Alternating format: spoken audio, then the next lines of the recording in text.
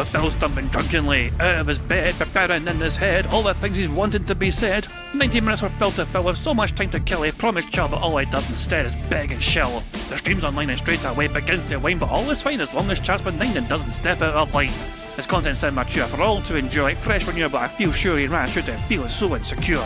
The money earned from yesterday was withdrawn and long gone, as Phil's spending impulse is always set to stay on. His supports us also slow and stays so low and fails to grow. You never know, the show may turn into an easy bingo. Most victims across the board we charge the award because the score can't be ignored. Just how much DSP makes us all feel so bored. To help us fight or sleep and try to keep alert to watch it creep, we play bingo while Phil will bitch on why is she but also cheap. While DSP is chasing green, we're seeing green across our screen as Phil's routine predictability rivals our soul machine. He's not in burping, leaning, ban. It matters not if Andrew fan his chatters can't see if others make him feel less of a man. Takes a drink and slaps his leg before launching into a bike, pretending there for bills when truth is there to buy a wrestling JPEG. Talks about his shitty life of call his cat and fatty wife and all his strife while forgetting that tits done well and they were right. With drama he will react, but as an actor is a fact as he rehearsed to be exact in how he felt he was attacked. Pre-stream's nearly over and a win is in sight, with little white despite Phil's delight that tits were not light. We'll say alright, it is okay, and now it's time for Phil to play, but first he'll say that tits will help from being off the other day, and with those words we win again. It's never if but always when the game is won, and thanks to that we made it to the very end.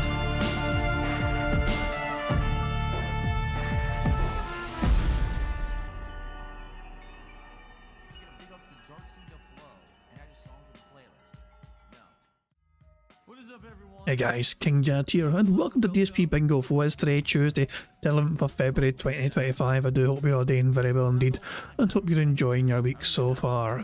Phil had a bit of a bad day yesterday. He didn't hit any goals, and so he immediately pressed the panic button, and also had a very bizarre rant about the word retard. Basically, only Phil Burnell may call people retards. You're not allowed to call people retards, even if they are retarded. That seems to be Phil's new ground rule. So yeah, I wonder how well that'll work out for him.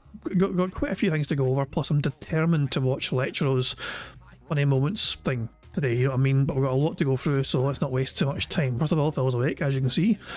And I said good morning in his stream, and his chat they're talking about praying we can hit some goals so Phil can eat this week.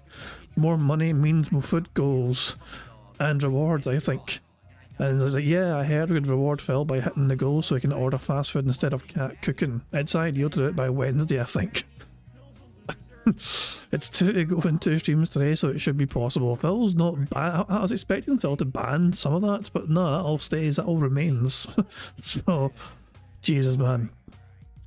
Misa said I had to, I said I had to take a DSP breather, but I have to tune in for bingo. Misa, like, we all need a breather sometimes from Phil. Hell, even I need a breather sometimes from Phil. You know what I mean? It's always good to know when.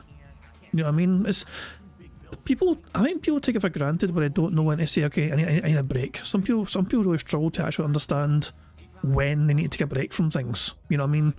So being aware of that is a big thing in itself, I think, you know what I mean? So if you've got to peace out, then by all means peace out, whatever, you know what I mean, detox, whatever from Phil. It's sometimes it's a day, sometimes it's a week, sometimes it's longer, whatever, but whatever works though, it's... And Sonic is asking, did I hear about Chimchar? Who the fuck is Chimchar? I don't understand that. I'm not sure, I don't even know who that is, never mind what happened to him. Oh hell. Oh, I posted some screenshots in the member Discord a bit earlier that got this Chimcham guy or whatever her name was banned. Oh, that's the thing that Phil ranted about. That's who it was. So Phil, long story short, Phil banned somebody on the kick side of things during a night stream because they used the word retarded. And Phil thought, well, they used it in an insulting way, and you shouldn't be doing that, otherwise you're going to get banned. And the kick chat revolted and pressured Phil into getting the guy unbanned. And I mean, personally, I think Phil just did that because he wanted to try and fucking encourage people to give him money again. Look guys, I unbanned him, now please give me money again. The night stream only got Phil like $60, and he was pretty pissed. The day stream only got him like 90, so 2 streams combined, I think he barely got 150, if that. So, and usually wants 300. So, let's just quickly go through these tweets very quickly. You help me out. So, Phil actually got to the point where he was directly addressing known whales to save the stream. Oh, Danksty Pimp, I didn't see it. Danksty Pimp just gifted a sub. I missed it. Okay. So we are up to 16 now. Thank you. Thank you so much, Danksty Pimp. Now listen, Danksty Pimp, if you could help me out tonight and hit that goal, I would appreciate it because we didn't hit it earlier today. This is a guy who has already gifted Phil Burnell's Kick channel 837 subs. He has gifted far more than anyone else, including Iron Chef Sakai. He has given Phil that many subs. I mean, just 837 multiplied by 5. And that is how many subs. That's how much money Danksty Pimp has spent on Phil Burnell gifting subs to his channel. And yet, it's not enough, and Phil needs more.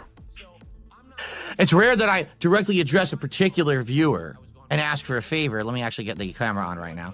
It's rare that I would address... Oh, I had the wrong thing. Hold on, I wanted this. There we go, the auto follow. See, it's going to be fast to follow me around now. So it's rare that I address a particular viewer, but, you know, I really would like to hit that goal tonight because we didn't hit it earlier. All right? So, you know, if you want to help out a streamer, a blue-collar streamer who works his butt off, all right, I would appreciate that. All right. Oh, Danksty. Jesus Christ, man, the desperation levels are off the fucking charts. Oh, fucking hell, man. DSP said it is ridiculous that he hasn't even hit the $50 goal yet and wants it to get to a respectable number. Phil Burnell does not consider $50 to be respectable. Phil does not consider $50 in contributions to be a respectable fucking number. Let that sink in. A year ago, it was acceptable for him to fucking have that during a stream. It was like the bare minimum fucking requirement. That's why it was a tier 1 goal back then. Nowadays, it is not acceptable. It's not respectable whatsoever. Unbelievable. And also, JJ, I know with the stats. Speaking of support, DSP's tips have completed tanks so far this stream week. 13 Buckaroos, 37 from February. The 9th and the 10th is $27 and $11. So yeah, because Phil has now opened the gates to, you know, the support across all aspects, whatever it does actually mean, a lot lower tips in some days. So yeah, and then I liked like basically a whole bunch of fucking tweets from Plum Josh, there's a whole fucking ton of them. DSP's defending his use of the word retarded and why all detractors are retarded. Real reason, and Danger OP say it, and he needs Kino drones around for kick subs. That's pretty much why Phil's fucking making a big song and dance with the word retarded, because his BFS fucking use it all the time in Kino Casino, and they get great support for using that word. So there we go. So David Davison has a Phil quote here: "I have never tried to make a bag by pulling the wool over someone else's eyes or being selective of what I told someone. I've always tried to be a truthful person."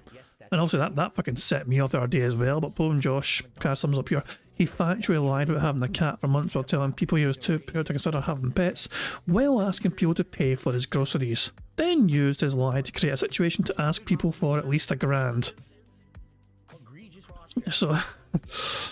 yeah, fuck me, man. And there's plenty more as well, you know, say WWE champion stuff he lied about as well, and he lied about getting married and all that shit, you know what I mean, why I had to go home, all things like that. Apart from this clip here, there's a clip here, a 2-minute clip here. Like, this classic clip has never been more relevant to showing people what a retard he truly is.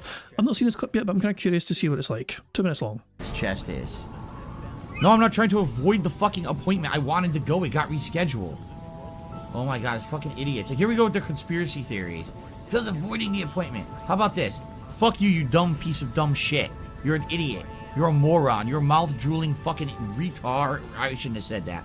Stupid idiot. Not retard. You never... I didn't realise that was this clip here. I love how he tries to stop himself from saying that.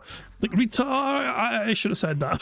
I want to hear that again. I want to hear that one more time. Drooling fucking retard. I shouldn't have said that. Stupid idiot. Not retard. You never use the name... You never use the word retard anymore in a bad way. It's tough for me, and here's the truth, it's tough for me to not, because when I was a kid, that was a common insult. It was a common insult you would say. You would call someone that, and you don't anymore. It's not acceptable. You should not do that. It's actually, I almost said it. I got close. I almost said it, and I didn't say it. Okay, I think I need to go up here. Like I said, as a kid, that was a normal thing. When I was in like 5th grade, that was an insult people would use. That's because you're a fucking retard. It's so common that kids would say that to each other, and now today everyone's like, you can't say that. Everyone would be massively offended. People who actually have that condition. Like, damn, back then no one got offended at shit. No one got offended at shit, right?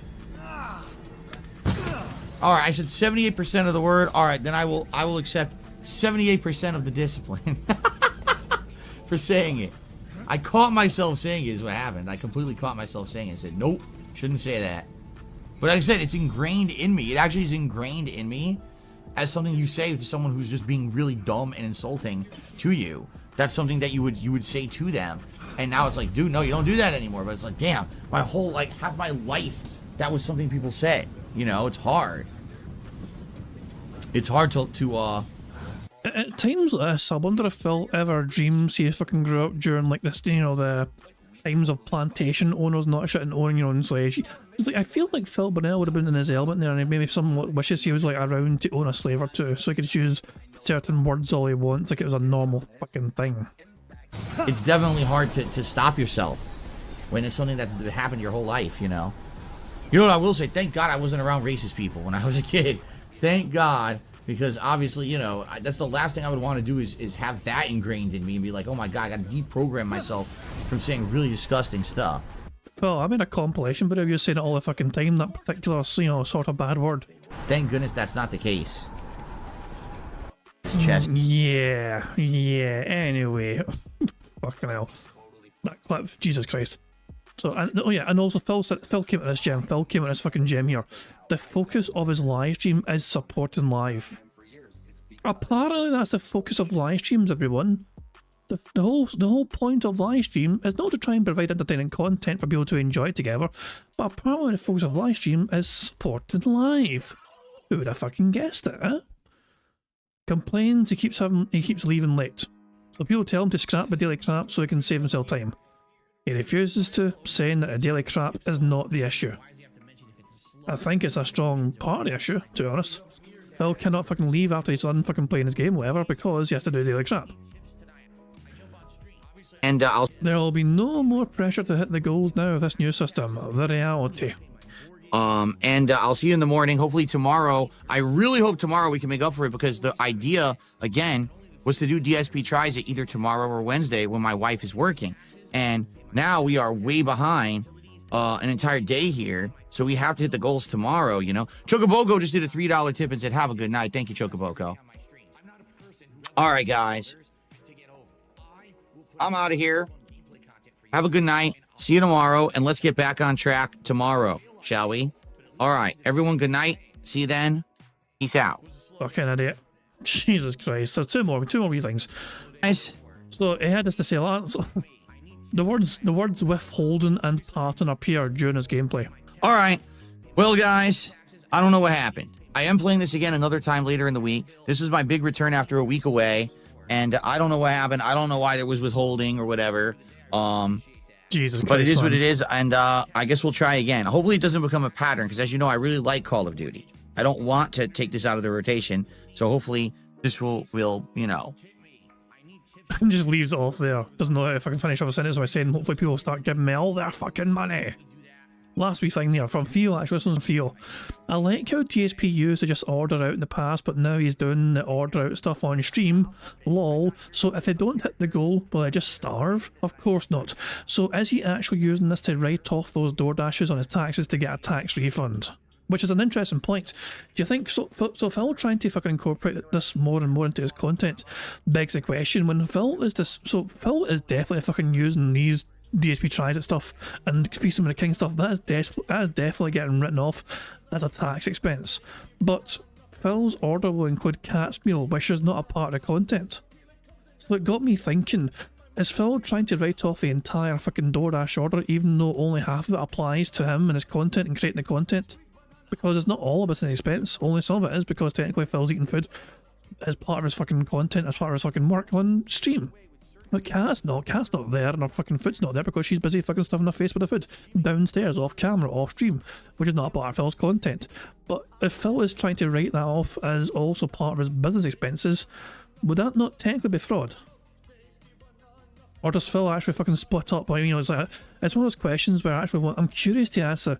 I'm definitely curious to ask Phil this question in a fucking serious and direct way, to wonder if Phil actually does, you know, itemize the fucking DoorDash order, so he's only fucking trying to get a business fucking write-off or whatever, tax fucking write-off on the things that's part of his order and not what Cat is getting. But I mean, he's not going to answer that though, because Phil's a bit fucking terrified of answering questions like that because it means, oh, I'm revealing too much information. Shut up, oh, fucking hell, man.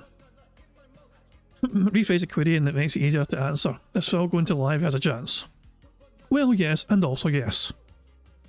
Jesus Christ. Anyway. Is Phil not live yet? What's he fucking saying here? What's it saying?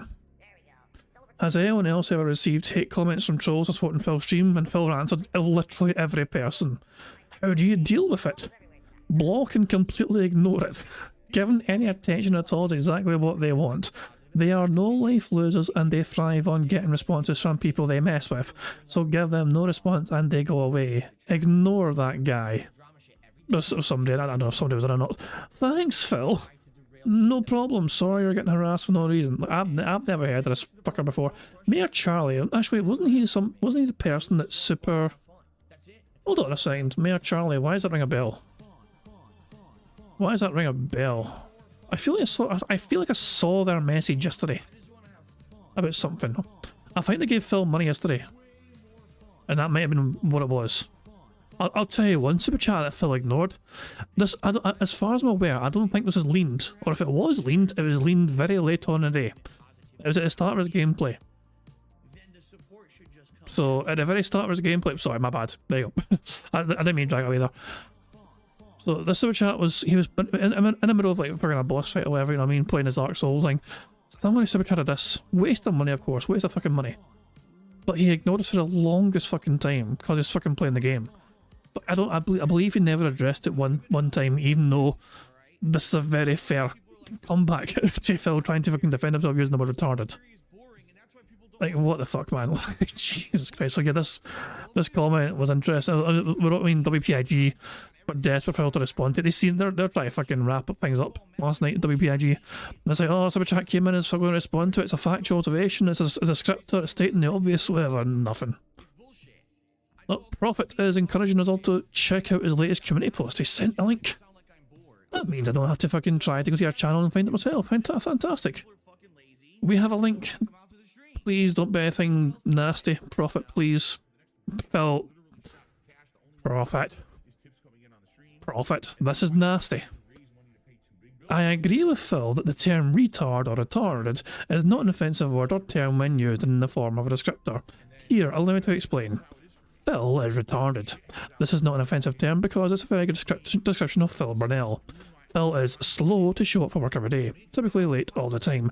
Phil is slow to understand how his business operates. Phil is slow to understand how any technology operates within his business, usually misinforming his audience on how it's not his fault when it is, or Darziak's fault. Phil is slow to understand social cues. He kind of spelt that wrong, but whatever. Perfect example is watching him fall for casino LARPs. When used in the correct context, it's perfectly acceptable. There we go, indeed. You want the letter C. I'm just letting you know, Prophet pal. You want the letter C. I'm just saying, pal. You know, not a Q. It's a C. There we go. So there you go. That's a good point. To be fair, you know what I mean? Like Phil definitely shows signs of being a retard, and that's not just me saying that just because I'm not being evil or anything. Like, you're taking your phone and never corrected it. No, I'll let you off it. I'll let you away with it. I'm not going to let you away with it. I just thought I'd freaking play. It's a terrible habit of mine. I don't like it when I do that, but I can't help myself from doing it. If I see a typo, I just like I'm compelled to fucking point it out. It's a stupid, dumb, fucking annoying habit of mine. I know it's annoying. It's like, nobody fucking likes like a person that fucking points out fucking typos. It makes you sound like an arsehole when you fucking point out a typo, you know what I mean? But I can't stop myself from doing it because I guess I'm an arsehole. Anyway, Methbear is saying, Methbear's actually got a bit of an answer here. Phil can deduct that portion of a DoorDash meal used on stream. That's kind of what I thought. But business meals are considered inherently mixed personal/business, so only half the meal he eats is deductible. Well, there we go. He'll definitely be doing that then, you'd imagine. Every time. For sure, there's no way he's fucking not doing that. I just love it. So Phil needs to hit the goals today, otherwise he's forced to order DoorDash and eat it off stream, which he cannot write off. Do you think this increased begging, essentially, he is fucking losing his mind when goals are not being hit now in streams. Do you think this is a direct result of the support he got at the end, in the second half of last year? Which is basically meaning his tax burdens have increased tenfold for this year. Do you think this is why it's massively fucking desperate now for people to keep hitting the goals constantly and regularly, and sometimes double goals and triple goals, not shit? Is this why? Because I think he's fully aware, and I think he's understanding the situation he's got himself into, where a lot more money coming in, even if it's a fucking temporary fucking basis, means, oh wait, I'm going to owe a lot more money in fucking taxes when it comes time to the fucking tax man coming. So now he's fucking begging profusely for all the money for the taxes. Which he fucking didn't set aside, of course, which means going to be more money next year. He's going to fucking get himself a cycle here. It's a cycle of perpetual begging for money for paying taxes. And every year, there'll be more and more taxes to fucking pay. There's no way Phil Burnell fucking set aside money for fucking for fucking taxes. There's no way. Anyway, his stream's live, as you can see. So, fuck it, but he's not live yet. I thought we'd watch Daily Crap first, okay? Look at the title of the Daily Crap. New snacks, Dark Souls ends, Black Ops 6 returns, but slow support. Slow support. So I got some 1.5 speed. Let's just see how bad it is, and then we're going to fucking watch Lecturer's fucking video. Good evening, everyone. Phil here, and welcome to the Daily Wrap for what was Monday the 10th of February 2025. Let's quickly summarize what went down today. First off, on today's stream, we had a level 1 podcast that covered my Street Fighter issues that I had last night. If you remember, last night on Street Fighter 6, we had many connection issues, both with my internet, but also, on top of my internet, there were big issues with the game and ranked. So I outlined all of that and explained to everyone exactly what was going on. I also talked about an update on my neck injury, which is still bothering me, and I actually showed everyone my osteo pillow that I had used the night before. Plus, a brand new snack box arrived during the stream, which I showed off, and this snack box is so crazy. It's like 3 times the size of the Japanese snack box that we had been using previously. So it's going to be pretty crazy now that we're actually going to get into getting stuff from this box, okay? So overall, went really well. Good podcast today. And then we jumped into Dark Souls, the conclusion, and that also went really well. We ended up finishing up the DLC within maybe like 30 to 40 minutes. The Manus boss fight actually had been changed for this edition of the game, so it was fun to see the differences. And then we went into the final area, the Lord Vessel, got past the Dark Knight dudes and got to Gwyn. And Gwyn also had been changed from the original game. He actually had like a longer sword. He had new attacks and stuff. It was pretty neat. So actually, the end of the game was quite fun. But I beat it within about 2 hours. We had a whole extra hour, so because of that, we just did an hour-long hangout session.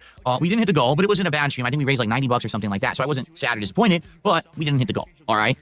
Tonight on the late stream of Call of Duty, I'm going to be honest with everyone. Yes, I was disappointed for multiple reasons. Okay, number one, I was toughing through this neck injury, and I told everyone I didn't know how it was going to go with me playing on mouse and keyboard with the neck injury. The good news here is, even though, yes, it hurts and it's sore, I got through it, and it didn't necessarily hinder my gameplay, nor did it give me excruciating increased pain or anything like that. Basically, it did hurt, but it was all right, okay? The bad news is, 2 things happened that were really annoying. Number one, as I was playing, all right, someone in the chat on Kick basically did something, and I know it was intended to be a joke, but it was definitely went too far. It basically went directly against something that we had talked about on my podcast in the morning, and I don't know if they had been there for the podcast or not. Maybe they were just joking from secondhand. I don't know. But here I was full of adrenaline playing Call of Duty. They said something in the chat they shouldn't have said. I absolutely positively should have timed them out, but I banned them instead. And this is a person who everyone likes in the Kick chat, so they got very upset with me. They were revolting and saying, why the heck did you ban him? At most you should have, timed him out. He doesn't really deserve a ban for doing that or anything like that. And it's kind of messed up that you did that. So as I'm talking with Kick Chat or whatever, I'm still trying to play the game, and I spent the entire stream leveling up the SAUG, which is the Uzi, okay, the SMG, the Uzi SMG, because I wanted to dual wield them. I wanted to go akimbo. I thought akimbo Uzi sounds amazing, right? Like it should be like super sick and really, really good, better than say akimbo handguns. Yeah, no. So I spent the whole stream working on this. All right. I get to the point where I'm akimbo Uzis. It's not good. They're actually weak. They're weaker than the akimbo handguns, the Grikovas that I'd already been using. I don't know what they were thinking doing that. Well, aren't handguns usually more powerful than Uzis? Like handguns are traditionally got higher caliber bullets, don't they? I mean, usually anyway. Like Uzis, I mean, obviously Uzis are still, lethal fucking weapons. You know what I mean? But isn't it all about the fucking caliber of the weapon, the firing rate of the fucking thing, you know what I mean? Like the power of the fucking gun or whatever, you know what I mean? But it feels like, why are Uzis not powerful? Why cannot destroy everyone with my fucking Uzis? What in the hell are you going to tell me? A fully auto SMG Uzi is less damaging than a handgun. It doesn't even make sense. I honestly think that they fucked the game up. Now, maybe if I didn't get Gunfighter unlocked yet, maybe if I get Gunfighter unlocked and I add a few more attachments, maybe it will be better. But all I know is it was ridiculously underpowered. And I was like, wow, I'm really disappointed with this. I put all this effort in, and it sucks. Now, in addition to that, I did admit to everyone, because everyone was revolting in the Kick chat saying, you've overstepped your boundaries. How dare you? So I apologized, and I said, you guys are right. I'm full of adrenaline, and I'm working on Call of Duty tonight, and that's why I acted like that. I should have just timed the guy out. I should not have banned him, all right? So I did unban him, and I apologized, and everyone seemed fine after that. In fact, a couple people contributed and stuff like that. But it was the end of the night, And basically I had 30 bucks and then a couple more people contributed. So by the end of the night, we got 60 bucks for the Call of Duty stream. A far cry from the 150 goal. Now, I don't need to hit the goal every stream. Or I'm being honest here, I don't have to hit it every Why do you fucking make it seem like you do then? You know? stream. It's not the end of the world. But didn't hit it on the first stream today. Didn't hit it on the second stream today. Didn't even get halfway on the second stream today. So here's the deal. All right. Number one, I told everyone this on the podcast. When we hit 10 goals, all right, not only are we going to be doing the DSP Tries It for Arby's, which I can't wait to do because we haven't done a fast food DSP Tries It in a very long time. But in addition to that, we're also going to be doing a treat tasting. As you know, every time we hit a goal, I taste one of these treats from the boxes. And I told everyone I would do an extra one. So instead of just doing the one, okay, which would be the final Japanese snack, I told everyone I will also do an additional one of the first one out of the European box. So basically I'll do 2 treats for the price of 1. But the thing is, I want to hit the goal, the 10 goal, by tomorrow because I want to do DSP Tries It at Wednesday at the latest because my wife is working these days and she doesn't want to cook one of those days. She's like, oh, Dad, I would like to not have to cook. So why is it the audience's fucking burden? The burden of Cat not cooking now falls upon the audience to fucking make sure Cat doesn't cook. Otherwise, Phil's a bad husband. Like, what? What? Seriously, fucking what?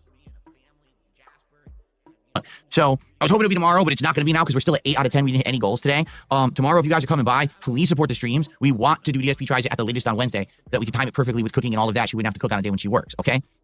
So, not disappointed with a slow day. It happens. I'm hoping that we recover tomorrow.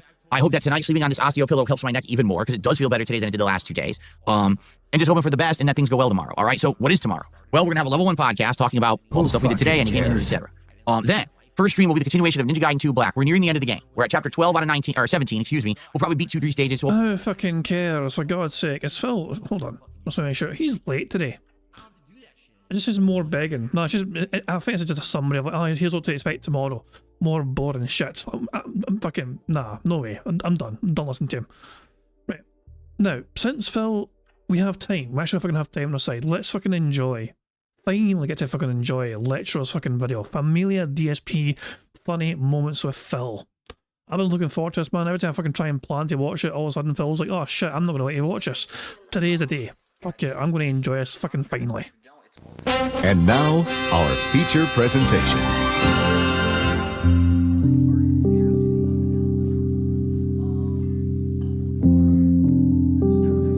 Letro at night?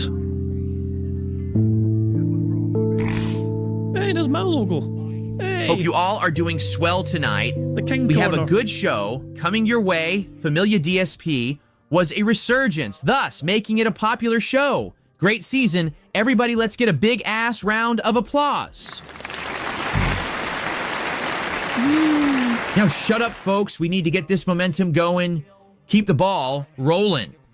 As you can see, I installed RGB lighting into my drywall, thus making my walls light up. Okay, let's roll the advertisements. There are children out there starving and cold. But did your parents ever traumatize you by not getting a toy for your birthday? I'd argue that that's worse. Craving a robust burger? Then try the large Whopper Cambo with a juicy patty, pickles, ketchup, onions, tomatoes, lettuce. Use code Derek to get a discount. Oh, welcome back. Lechero is glad you guys are watching and enjoying the show. Lechero put together the clips for Familia DSP Season 1 in random order, thus making it more enjoyable, meaningful, engaging, and flavorful.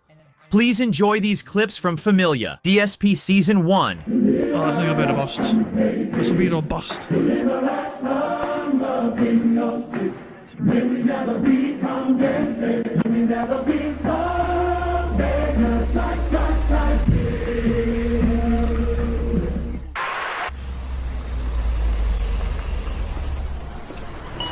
What's up? Welcome to 7-Eleven. What you need? What the hell are these chairs? You have an office chair and a patio chair as kitchen seats. Mom? What? Listen to this. You ready for this one?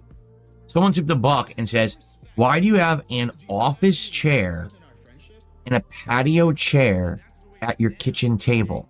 Why don't you buy real dining chairs? Oh, That was so good. That was so good. The fact that Phil read that out, and it didn't even cost anyone any money. Just somebody in his chat just said it in the chat and like added his name, so Phil fucking read it. I was like, what? What the fuck is he talking about? I think someone's watching the wrong house. No, they're watching the exact right thing for sure. Phil's going live apparently. Let's fucking make sure that little bitch is gonna go and pause and wait, Phil went live. Wait, what's going on here? Hold the phone. We need to investigate. What's going on here? Is he going live properly, or is he just messing with the camera? 6 o'clock in the morning. That means it's like 2 o'clock in the morning there. So now, when you start... Before I start the show, I was trying to get this camera working fully. It won't seem to track me today. Oh, for God's sake! No! No! Oh, Prophet, Darziak needs your assistance again so he can pretend he's figured out how to help Phil. Jesus, no. No. Oh, hell. I'm gonna leave it here. We'll put him on pause here, okay? I'm not. We'll just leave him on pause right fucking there. And we'll count it as start our fucking bingo playing bingo, but fuck it. Let's just crack on me enjoying this compilation. I don't have an office chair and a patio chair at my kitchen table. I have formal dining chairs at my dining room table, which is a table and dining set that I bought when I moved in here a decade ago. Someone's spying on the wrong house, apparently. They must have cameras on someone else's home, and they... Man, that's creepy on multiple levels. What do you think of these sets, Phil? People are saying New Vegas. Jasper! Jasper! Mama Stop Jasper! it! Jasper, stop right now. That's it. Shut the fuck up about the fucking bubbles before I take away the bubbles forever.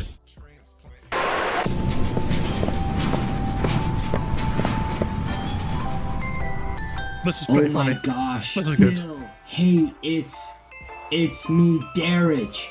Who is that, Phil? No idea.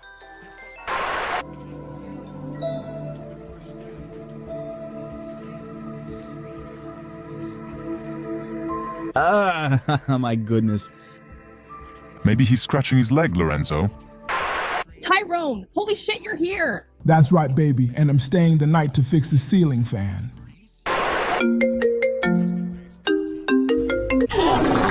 Hell! Where is your Jesus Christmas Christ. tree? He didn't get a tree. We have Jasper, and he would have jumped on the tree. Who the hell is Jasper? Jasper, your grandchild. No, that's not possible. Oh, I love this, the China song. Ludwig, I love this song. Phil, you know, with all this going on, we really want you to have a new TV.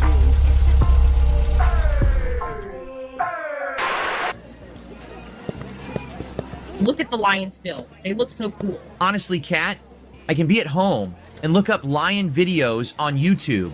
I really didn't see any reason to leave the house. Philip, please listen to me. If she doesn't start moving, she can become diabetic. It's all your fault. You never got me the Wolverine figure, and now this is happening.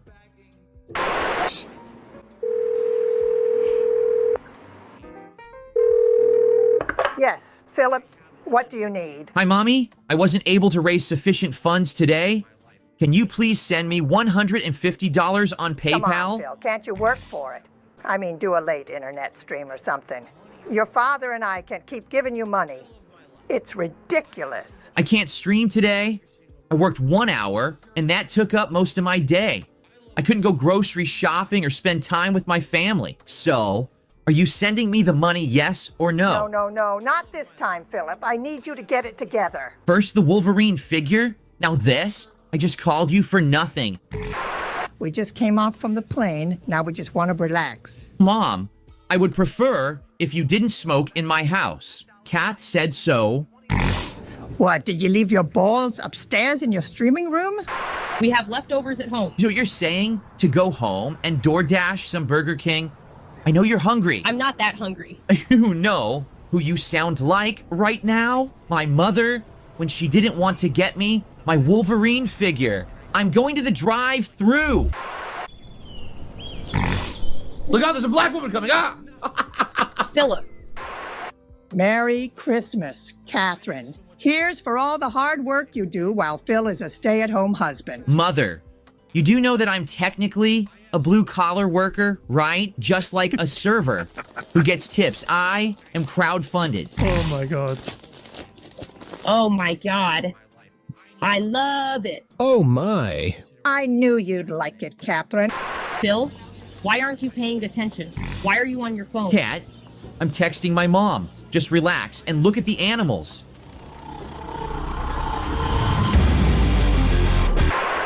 Hello? Bitch. Mom? Hi? You know your man is on the other line. Tyrone, are you there, buddy? Should I go over? Hello? Yeah, sure, come over.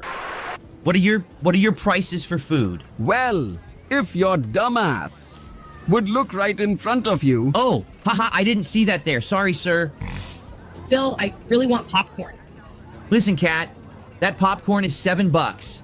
I can buy a 6-pack at the store for $4, and you can eat it at home. Why not instead get a slice of cheese? It's only $1. I didn't come. Enjoy the zoo to only get a slice of cheese. Oh Phil. my god. Someone is referencing a time I went to the zoo and the snack bar? What? Huh?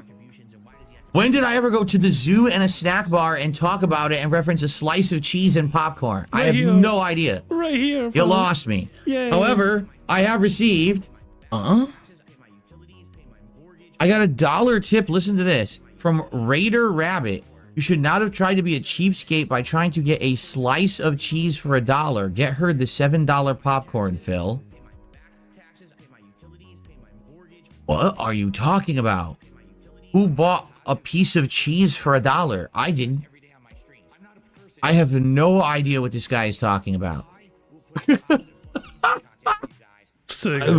Thanks for the $1 tip. I have no clue. Sometimes things go right over my head.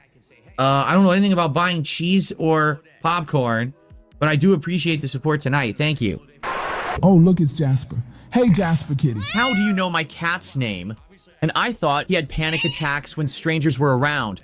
That's weird. Me and Jasper Kitty go way back, Paul. Can you...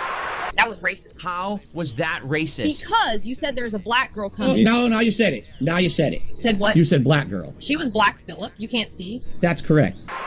Well, now we don't have food. For some reason, you wanted to leave the store. You left the cart full, Phil. Look, Cat, I'm telling you, I had no idea who that was. I had to protect Jasper, right? Oh my god. Derek, Jasper loves the toy. Derek, are you okay? He came back. Derek? Derek loves these toys. Derek loves. Derek, why are you watching them? Jasper loves the toy.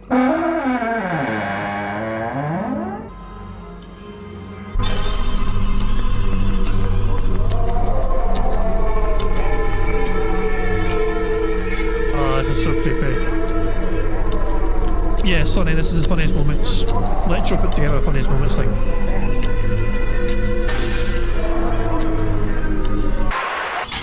We haven't gotten any mail? That's weird. Oh my god. We were robbed. Cat, we got our mail stolen, so I'm calling the post office. Renton Post Office. How can I help you? We got our mail stolen from our mailbox. What do?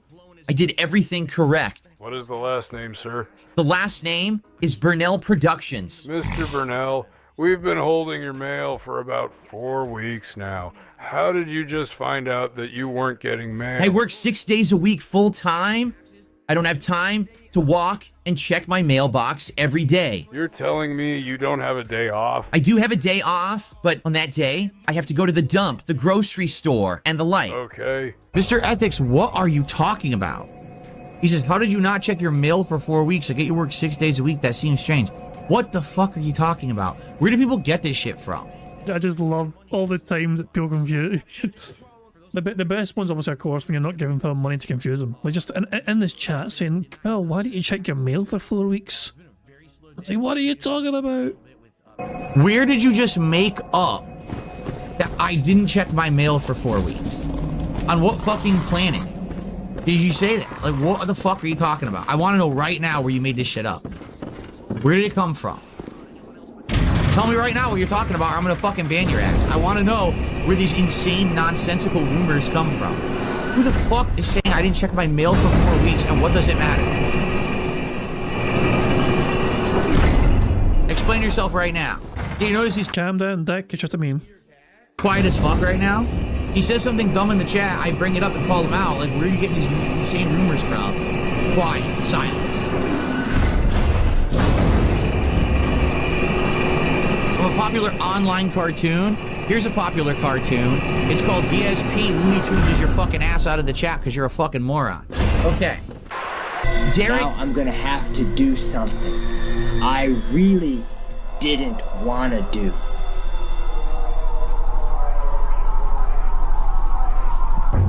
Run, bitch. Help!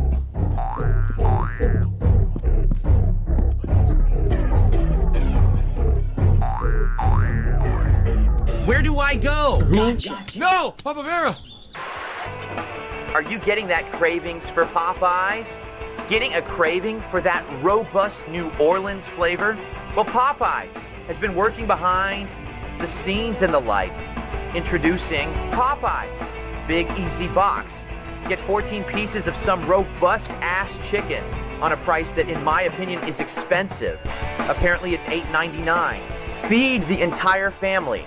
For example, my family always eats all 14 pieces. $8.99 at Popeyes. Right. I think I'm going to pause it halfway there. You know, Phil has been live for a wee while now. I don't want to get too far behind you. I mean, you want to watch the rest of this compilation. I'll be watching the rest of this as well. But yeah, you want to watch the rest, of course, the link is in the chat. You know, I'll be watching the rest of this later on. That's a half of it, and that's over half of it anyway. There's more to go, obviously. It's like, that's why a 12-minute mark, you know, there's a lot more to go. But yeah, glad I finally got to watch, you know, I can't wait to watch the rest of it later on, for sure. But yeah, big ups Lecturer as well, once again, for a very successful first series, you know, so there we go. And thank you as well very much for including my wee logo in on the wall there, you know, and the start of that as well. Very nice to get included in that as well. So that's very kind indeed to include that as well. So yeah. Anyway, let's get on with the bingo, guys. And also to play bingo, when you're going to pick a bingo card, and to pick a bingo card, and a number in the chat. So people post numbers, and then I'll pick a number of the number to pick for the numbers, so that makes sense. You know, I'm going to pick the 5th number I see in chat. The 5th number. So who's first? The first one was... Wrestling Ranta was first with 12. This Optimus was second. Eric was third. Roya was fourth. Call Me Astro was 5th. Yeah, Call Me Astro was 5th. So yeah. I'll just say, there we go. It seems like the best way to do it these days. So no, I typed in fucking 5 because, no, not 5, 77. Fucking 77. Right, so thank you very much, Call Me Astro, for that. I'm going to use your number of 77. Here we go. This is today's bingo card we have for today's show. Hopefully it will produce another full house. We have one bingo every single day of the month so far. So let's see if we can keep that winning bingo run going. But to do that, we need Phil to say and do the following. We need Phil to say fuck, time, him burping, him saying engagement, and him saying Kino Casino. The second row is Phil saying absolutely tired, by the way, him giving a thumbs up to the camera, and him saying allow me to explain. The third one is Phil saying unique, interesting, momentum, help, and goal. The fourth one is Phil saying subs, necessarily nobody or no one, him discussing politics in some manner, and him scratching the stash. The fifth and final row is Phil discussing food, him saying Twitter or X, him saying king, members, and finally, tips. To me, this is a very strong fucking card. He said Kino Casino the other day, to be fair, and he's streaming with Triple P tonight. He is streaming tonight with Triple P, which means he's going to fucking probably reference Kino Casino because Triple P is one half of Kino Casino. So there's the last time I had Kino Casino on the bingo card, which was a couple of days ago, he also said it then as well. So yeah, I'm actually really, really optimistic about this card. I think this is a strong card. But put it this way, I feel like we won't need many free spaces for the bingo card, but it can't hurt.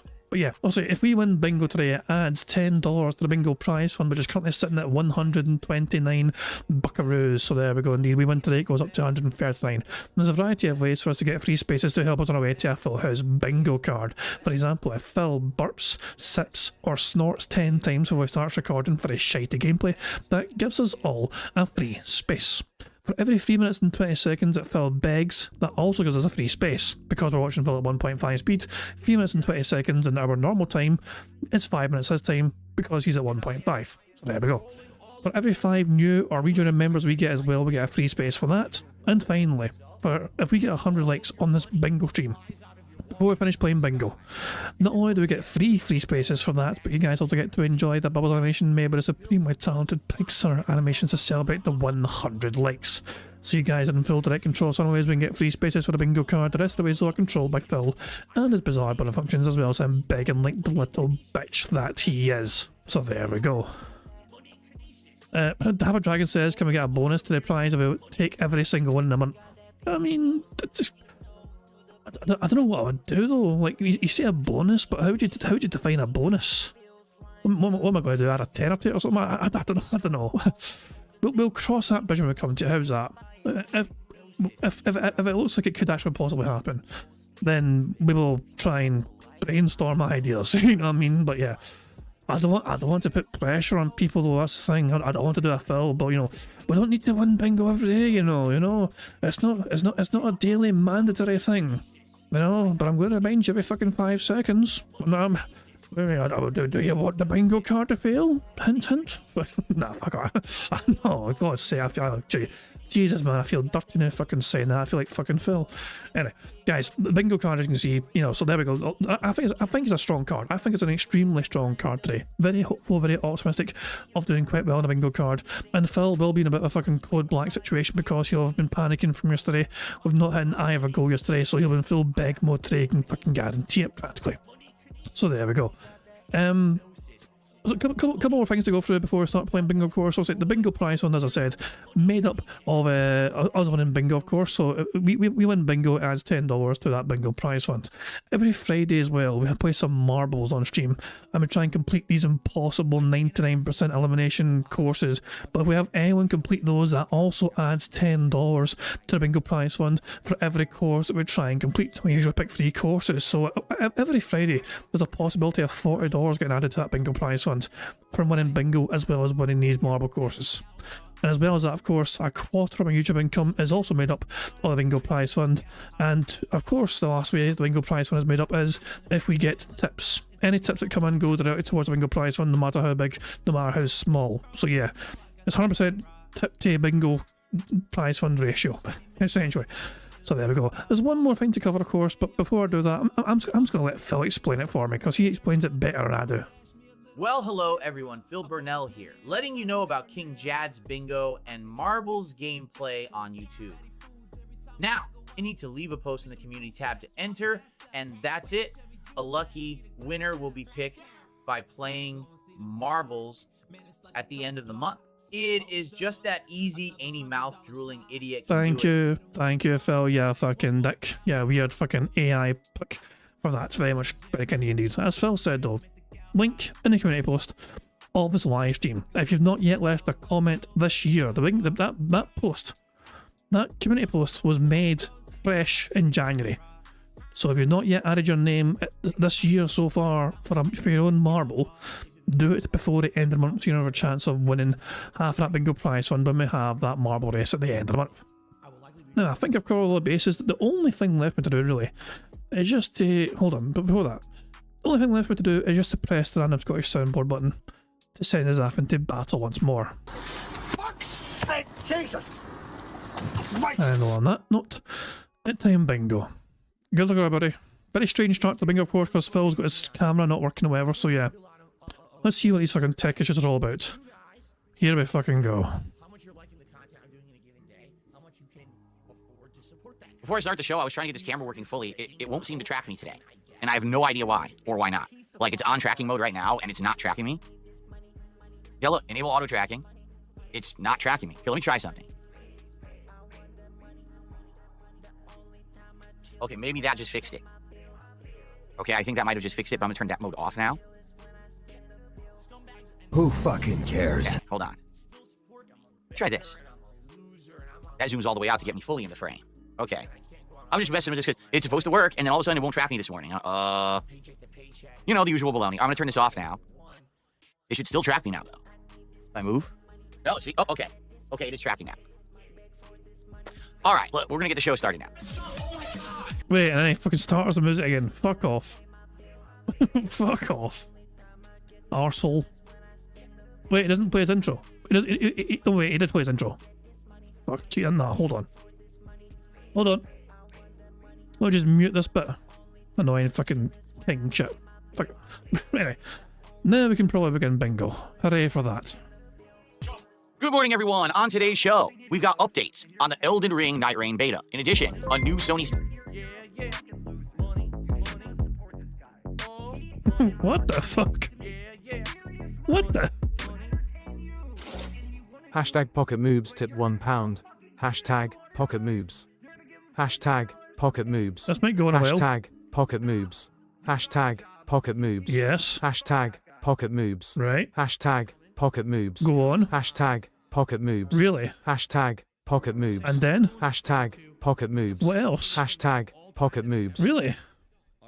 Well, that's the end of it. Okay. That's the end of what the? Pocket moves.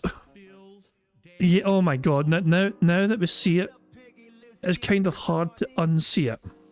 Nice shirt, 25 cents. Yeah, I get what you're saying now. Oh my god, why did you have to highlight that? Like, why did you have to bring this so closely to our attention? Yeah, God almighty. What? Let's didn't mean to press that, but it works. Oh, fuck me, man. Right, okay. Oh, God almighty, help us. Right, okay. Let me just rewind, just to make sure. Oh, fuck us up. Whatever. Okay, at time bingo. We need things to tick off the board. Okay, sorry. Okay, thank you for the tip. Added it to the bingo prize fund. Very kindly indeed. Thank you for pointing out the fucking pocket moves. Everyone, on today's show, we've got updates on the Elden Ring Night Rain beta. In addition, a new Sony State of Play has been announced that we're going to talk about. But the meat of the show that I'm going to directly respond to button... No, wait, the what? New Sony State of Play has been announced that we're going to talk about. But the meat of the show that I'm... Oh, the meat of the show. Right, okay. I just thought Phil just fucking said, new show. I'm going to directly respond to Button Check, someone in the FGC who actually took some content off of this show. Oh, hey, look at that. Button Check. I think we watched that yesterday. We watched that before the show yesterday. The other day and did a segment on his show about it about 2 days ago. So we're going to directly watch what he had to say, and I'm going to say some things back. All this and more on today's episode of the Level 1 Podcast. Who fucking cares? Is it long? No, it's a short intro today. Cool. For God's sake. Nothing on the board ticked off so far. The addition's not on there, and then he pointed at the camera. No. Okay, fuck it. Come on, Phil. Give us a few things to tick off so we can hear burger. Alrighty, guys. How you doing? Good morning and welcome to the show. It is Tuesday, the 11th of February, 2025. I'm DSP. This is the Level 1 Podcast. Once again, going with the borderless look. If you guys like this more than the bordered look, please let me know. I'm trying some new things out this week, and I want to get your feedback. So, excited for today. Today's going to be a good day of content. We're going to have gaming, but we're also going to have a fun commentary show later tonight with smart guys. I've got updates on various different things, including, the conclusion of Dark Souls, Call of Duty last night. We got to talk about our goals, and we got to talk about hitting them. We got to talk about a lot of things today. But the major focus of today's show is that I am going to directly respond to Button Check. This is a guy who makes content in the FGC. He's talked about me once or twice before, and he's a very neutral party. What I mean by that is, even though he is part of the FGC, and for some reason the fighting game community hates me, figure that one out. I guess it's because you're an arsehole. Everyone hates me, right? Basically, when he covers me, he basically like tries to get something out of things that I say in my content and present it to an audience in a more neutral way, almost like a devil's advocate perspective, which is a good way to do it in my opinion. And it was funny because a day or two ago, I was sitting here on the show and someone's like, did you know that the FGC is actually talking about what you said about Street Fighter 6 the other day? And I was like, no. I mean, I'm not surprised, but at the same time, I'm shocked that anyone is covering it in any way besides, oh, DSP sucks or something, right? So I got the video sent to me, I watched it, and I was like, wow, actual intelligent conversation. Now, the funny part about it was, if you actually look at the comments of the video, it's literally 90% toxic, misinformed idiots. And then there's like a few people that are intelligent. So what we're going to do is watch back. Fuck off. Fuck the fuck off. Oh, people are talking about DSP in his comments, and they're all saying mean things because they're speaking truthful things. Look, Prophet, I think Phil just called you an idiot because you're one of those people that commented in that video. We read your comments out together. The button check segment, I'll respond to it, and then we'll see what these responses are and maybe get something intelligent out of it rather than just the noise of the morons on the internet, which is pretty much what you hear 99% of the time, right? All right, so I hope that you're all doing well. Update on my neck, it still hurts, okay? Like, no lie, it still hurts bad. No lie, thank you for being honest for once, Phil, about your fucking neck. There's only one slight problem, though. Who fucking cares? Cyber Dragon saying, so he's illegally restreaming another content creator? For shame. Yeah, exactly. Damon says, if Prophet gets mentioned, what kind of points we're looking at? Oh, Prophet gets mentioned. If Phil actually mentions Prophet, we'll get a free space. Phil has to say Prophet's name. I feel like every day it's shifting into a different position. So last night, once again, second day in a row that I slept on my osteo pillow. I always get ortho and osteo or osteo confused.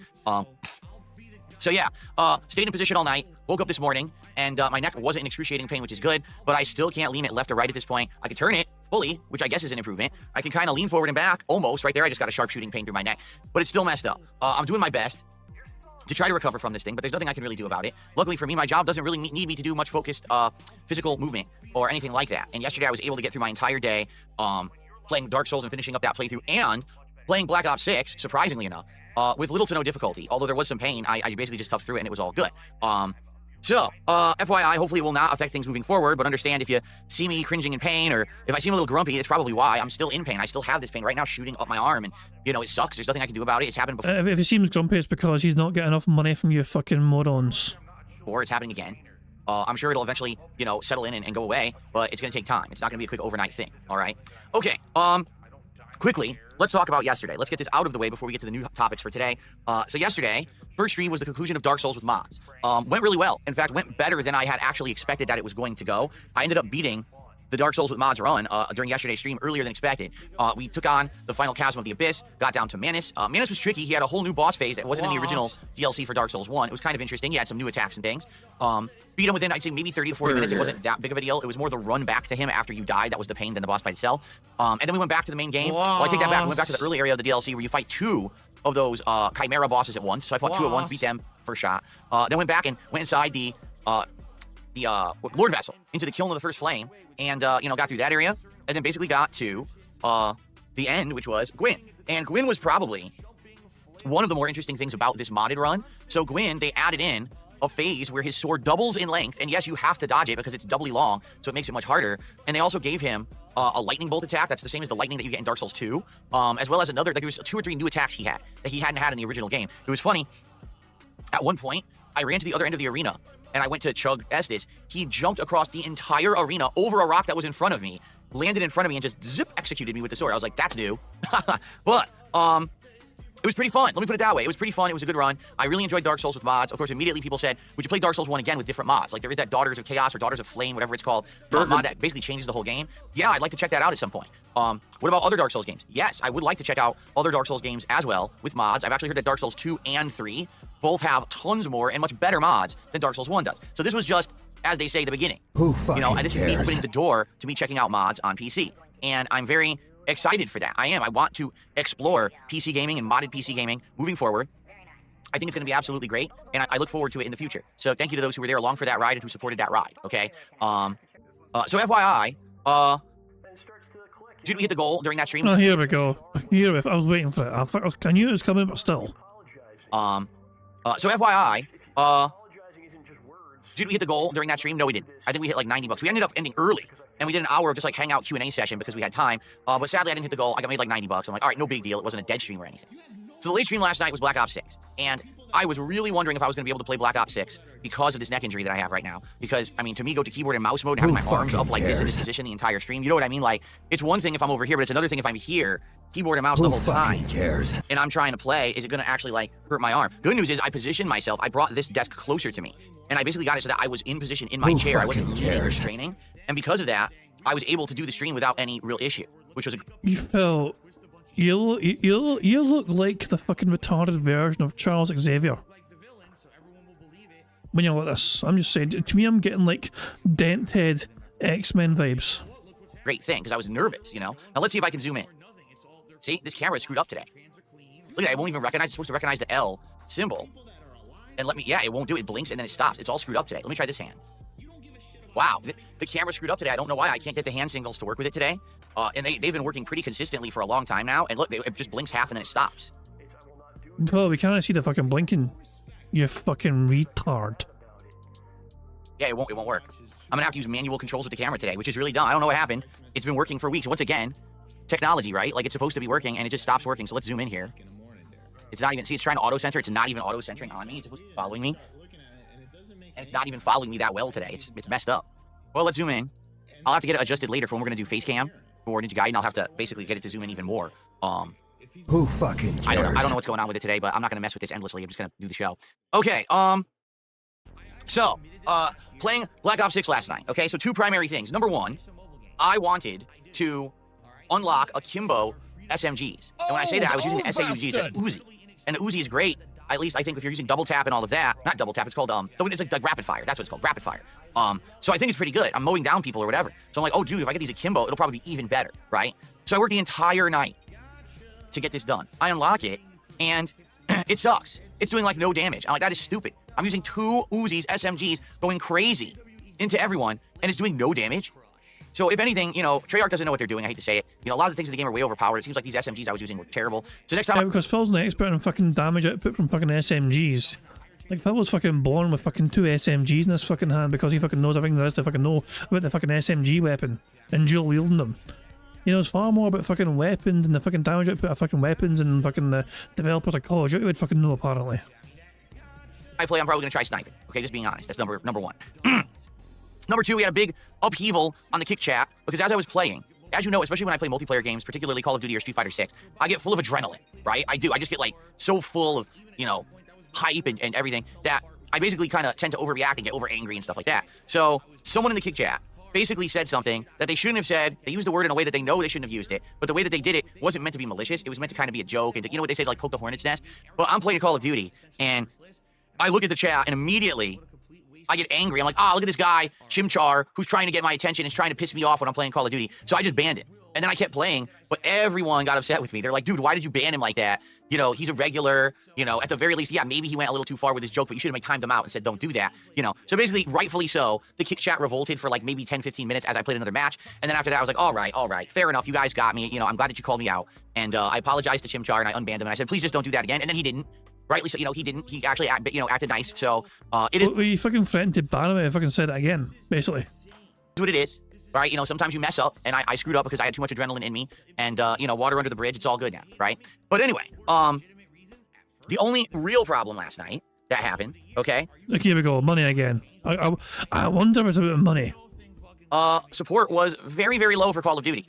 Abnormally low. And I'm not saying that every time that I play Call of Duty that we have an amazing stream and we hit the goals and stuff. It's not true, actually. It's kind of up and down. Like with Call of Duty, it's, you know, hit or miss sometimes.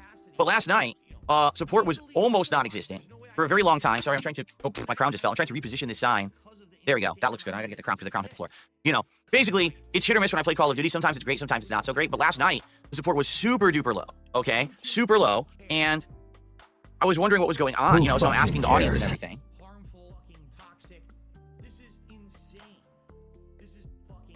What the fuck?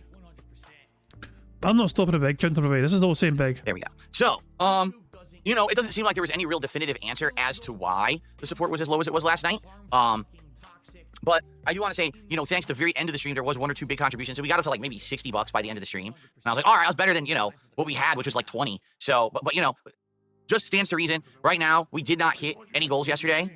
Okay? My goal is thus. Today, I want to hit 2 more goals, and I want to get to 10. Because number one, I want to do the final taste tests for you guys. Remember, I said I would do the final, well, the next to last, and then the last Sakura box snacks. And I said that when we hit 10 goals hit, I would also do the first snack from the new European box that showed up. So that's a bonus reward. And I want to do DSP Tries It for you guys tomorrow. I can't do it today. Originally, I was hoping we would do it today, but obviously that wasn't going to happen because, you know, obviously we didn't hit any goals yesterday. All right? But if we hit our goals today, it means tomorrow we can do DSP Tries at Arby's, and that's perfect timing because my wife is working, and that way she can just come home, we could have the meal, and we don't have to work, or she doesn't have to cook when she gets home, all right? Now, I'm not saying that if we hit it later in the week, it's awful or whatever. I'm just saying it would be perfect timing to hit it today. So let's do it. Please, let's get some support in and get some support moving for the stream today. I'm hoping that by the end of this podcast, we are a good chunk or good majority into raising the goal, so that way when I play Ninja Gaiden, I can just focus on the game and don't have to worry about mentioning it every few minutes. You know, I just like to be able to focus on what I'm doing rather than have a, distraction. And that way also I'll feel, better that tomorrow we're going to do the show. Everything's going to be good for the week, right?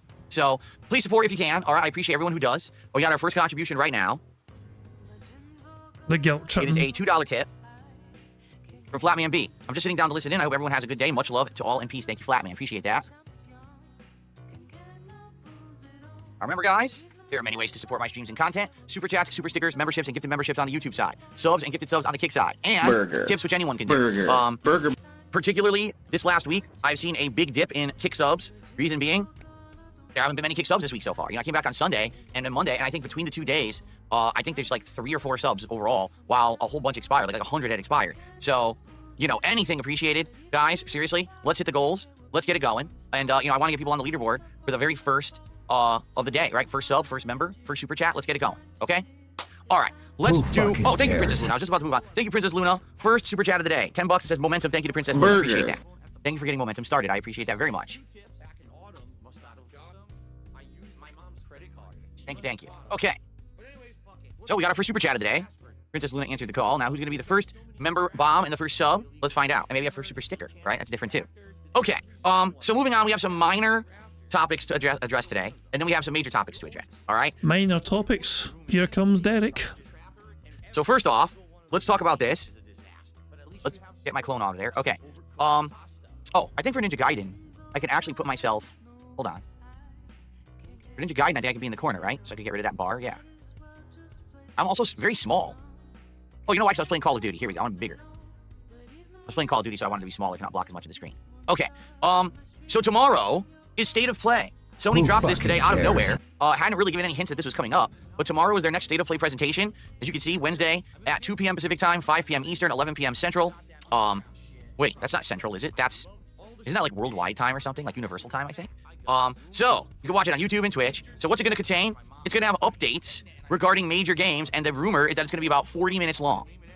Okay? So, of course, everyone is wondering, are we going to have the new Ghost of game, right? What's it called? Ghost of Yokai or Sokai or something like that. I forgot the name of it already. We'll have new information on new God of War game. We have new information about this Sony property, that Sony property, right? So people are speculating and very excited. Ghost of Yotei, thank you. Am I excited for it? I am. I'm interested to know what Sony's up to. But the thing is, it happens in the middle of the afternoon, in the middle of my gameplay stream, and tomorrow is my first stream ever of Onimusha Warlords. So I'm just going to go ahead and play Onimusha Warlords. I'll get caught up on whatever announcements there are, and we will recap them and talk about them on Thursday morning's podcast, including if I want to do any live reacting to any trailers or whatever, we'll do it then. Likely there will be some trailers and things that I want to live react to on Thursday morning, FYI. So not going to do it live, but we'll be doing it on Thursday on the show. So be here Thursday morning if you want to be in the know about Sony. Okay, that's good. Now, there's another update, and FYI, I wish that I had positive, concrete, locked-in information for all of you regarding this, but sadly I don't. So here's the situation going on with Elden Ring's Night Rain DLC, or I almost said DLC, Night Rain beta, okay? So the Night Rain beta begins this Friday, the 14th. I know that sounds weird, like, wait a minute. The Night Rain beta starts on Valentine's Day. Yes, it actually does. I think that's silly, but they tend to do whatever they want with these game releases or whatever they don't think, right? I mean, why have it on Valentine's Day? I don't know. But anyway, the beta has certain slots when you can play it. One's at like 3 to 6 a.m. Then there's one at night from like 7 to 9 or 10 p.m. Then on Saturday, there's another one during the day. And then on Sunday, there's another one during the day and during the night, okay? So FYI, if I play the Elden Ring Night Rain beta, okay, I'm going to be playing it the late stream on Friday and then again the late stream on Sunday. I'm not playing it Saturday because I'm not here on Saturday. And I'm not going to play it from 3 to 6 a.m. I'll be asleep. All right, so I'll be playing it twice, basically 2.5 to 3 hour sessions. Do I want to do it? Yes, I do. My code arrived. I have my code right now to play the Night Rain beta on PS5. And I think it would be a shame for that code to go to waste, all right? But there's a major problem.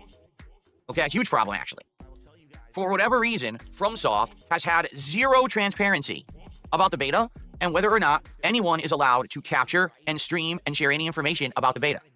Now, I can tell you right now, as of now, during the sign-up process, during the acceptance process, and now getting my code, not once ever have I received any information whatsoever that said you cannot capture or stream this beta at all. There is no NDA. There is no information whatsoever about that. I've checked everything they've ever sent me. I checked their website. There's nothing at all. All right? Nothing. So, I'm not sure what's going on with that. You would think that they would be abundantly 100% clear about it, but they're not being. all right? And I don't like that, all right? Reason being, I've been here and done that before. But let me explain.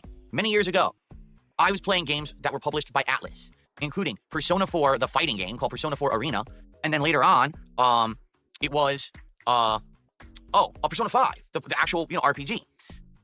In both cases, I did absolutely nothing wrong whatsoever, but I received copyright strikes from Atlas claiming that I was violating their copyright, all right? The charm salt is real. In the case of Persona 4 Arena, it was literally me doing the tutorial of the game. In the case of Persona 5, basically Atlas had come out with these very strict rules about when you were playing Persona 5, what you could stream, what you could publish as a video on demand, what was allowed. I followed all of the rules 100% to a T. And they still hit me with copyright strikes, okay? And when I actually inquired into it, what I was told in response was, well, that's Atlas of Japan, and we here at Atlas of the USA don't have any control over what they do. Even though you did listen to all the guidelines, they can hit you with copyright strikes anyway. We'll see what we can do. And basically, I was told, just respond to them, counterclaim them, and that they would never respond, and I did, they didn't, and then the claims got cleared up. But since then, I've been insanely skeptical about basically doing anything Atlas related. I did play the Metaphor demo and didn't have any issues, all right? But basically, on a whim, these Japanese game developers can tend to make the wrong call and hit you with copyright strikes for literally no reason, okay? Now, in the case of this Night Rain beta, I could definitely see FromSoft having reason to try to keep this beta a secret, to not have it spoiled all over the internet. You know, the thing is, it's going to be anyway. All right, I'm just gonna make this abundantly clear. Even if they don't allow you to capture and stream it, people are going to talk about what they saw in it anyway, and everyone's gonna know everything about this beta instantly. That is just how the modern era works, all right? There is no secret society that keeps things under wraps or anything like that. Everyone's gonna know about it anyway. So for them to think that it's a good idea, all right, that they would, that you're not going to stream or record this, it's insanely stupid. Just being honest. You don't fucking say that because you fucking want to try and make money if I fucking play this beta. You're not thinking about it from a fucking business perspective. You're not thinking about it from a gamer's perspective. You're thinking about it from a fucking selfish perspective where you want to try and fucking make money playing this game because you got a fucking beta code for the fucking game. You guys, okay? It's just really dumb. But it's still in their realm to do that, all right? Now, here's the thing. Number one, there very well could be information, but you have to redeem the code, and then perhaps after you've installed the beta and you boot it up, there could be like a terms of service that pops up, or an agreement, non-disclosure agreement that pops up on the screen once you've installed it. I don't know that because I didn't use the code yet, all right? To be honest, I don't know if I should. Do I really want to use the code, then have it pop up in my face and say, oh, you can't stream or record this, now I've wasted the code. Now, this is kind of dumb because if you go to the website, I'll share a screenshot. Yeah, from the Elden Ring website. Can I post and distribute videos and images of network tests? The answer to this is please refrain from network testing for titles under development. Please note that the share function on PlayStation 5 and Xbox Series XS is also not available. In addition, application acceptance and terms and conditions on this site are for those who live in Japan. To me, it sounds like you probably shouldn't be fucking sharing this information publicly if you got a beta code thing for it. They don't want that, it seems. I think Phil's like waiting for a direct NDA to be delivered to him by hand. Like he's like, he needs somebody to come along to him. You know, he needs someone to personally hand him an NDA to make sure he doesn't fucking upload the things in person. It's like, I've not been told, I've not been given a contract. Right? Because now I can't share the content with you. I feel like I would rather give the code away to someone who doesn't care about capturing and recording than waste the code. So that's why I haven't entered it yet, all right? So that's number one. I just don't know. Maybe it is in there and I just can't see it yet, right? That's number one. Number two, if you cannot capture and stream it, all right, then I'm not going to play it, all right? It sucks because I would love to play it and then tell you guys what I saw, but I gotta work. I have to put out streams that you guys can watch and enjoy and I can make content out of and I can make money on. It's my job. For me to play this beta and not capture and stream it would be essentially the same as saying, well, I'm taking a few nights off just to mess around with the beta, right? I'm not taking time off of work to do this. I'm gonna take time off of work, I'm gonna spend time with my wife. I'm not gonna be playing a beta of another game that I can't stream, okay? So, I'm just not sure what to do at this point. However, there is a silver lining here, all right? The first slot of the beta is 3 to 6 a.m. on Friday. I'm not playing at 3 to 6 a.m. I'll be sleeping. But what we could do is use that as the litmus test. You know there's going to be people who are going to be streaming and capturing this thing during that time slot, regardless of if you're supposed to be or not. So what we can do is see what happens. Are people who are going to stream and record and upload videos of this beta going to get hit with takedowns and copyright strikes? If they do, then obviously I know I can't play this thing, right? But what if literally every single person plays it, uploads it, and there's thousands of videos of this thing on the internet already, then it's just a drop in the bucket, and they're not going to hit everyone with thousands of takedowns. So I guess the question is, what will happen during that first slew of people who play? And I'll use that. I wouldn't underestimate game developers from fucking not striking down thousands of fucking channels. I mean, look what Rockstar did. Remember when the Rockstar shit leaked months ago, and like all these channels were fucking showing like this footage of like the beta GTA 6 shit. Rockstar fucking went after everyone possible. Like, nobody was fucking safe from that fucking purge. Jesus Christ, man. I was like, you know, like they didn't fucking hold back. So I wouldn't underestimate fucking these game developers from protecting their intellectual property, Phil. As my determination if I'm going to play this or not. Okay? So unless there is some definitive information that gets spread and put on the internet between now and Friday, but I find it incredibly weird that FromSoft was not clear. Like, why would FromSoft, what is their incentive to not be clear about this? Wouldn't it make more sense to be abundantly 100% clear and say, listen, do not capture and stream it. It's not allowed. Or it's fully allowed. Why just be quiet? That's what gets me. Totally. I just don't understand that part at all. Okay, so there you go. It's funny, it was in the terms of service. There were no terms of service, you jackass. There were no terms of service. There was a sign-up page, and all it said on the sign-up page was you're putting your name, your address, your network information, your platform of choice, etc., and that was it. There's no terms of service. Bruh. Anyway, so we'll see what happens, but I'm gonna be honest with you guys. I'm likely gonna err on the side of caution. All right, I think it makes more sense to say I would rather not have my entire business shut down and hit with copyright strikes just for the sake of maybe getting some views on this thing. I want. Oh, what a pussy. To play it, don't get me wrong. Like, I would love to play it, but like I said, I can't afford to take time off of work to play it. Bitch mode Phil here. It'd be one thing if it was like, you know, wouldn't affect my streams, but these is directly during the time I'm streaming. So I won't be able to do it. If I can't stream it or capture it, I can't play this beta. So, you know, it is what it is. Let's see what happens. If, FYI, if they do stream and capture it during that 3 to 6 a.m. slot and no one has any issue and FromSoft doesn't say anything, then I very well might take a risk on it, okay? But let's see what happens and go from there. I'm going to assume we can't do it, which sucks after all the trouble I went through to get the code. You know, I signed up on like 4 or 5 different email addresses to get one code. But here's the if I can't do it, then I'll give it away. All right, if I can't do it, I'll give it away probably on Friday. Okay? Fair enough. That way it doesn't go to waste, and someone who doesn't care about the capturing or streaming will still be able to enjoy it. There you go. Okay.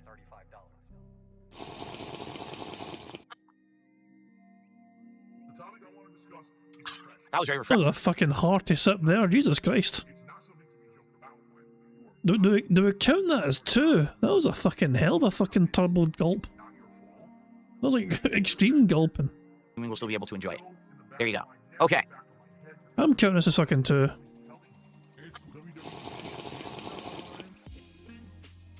That was very refreshing. That was very, very refreshing. Okay.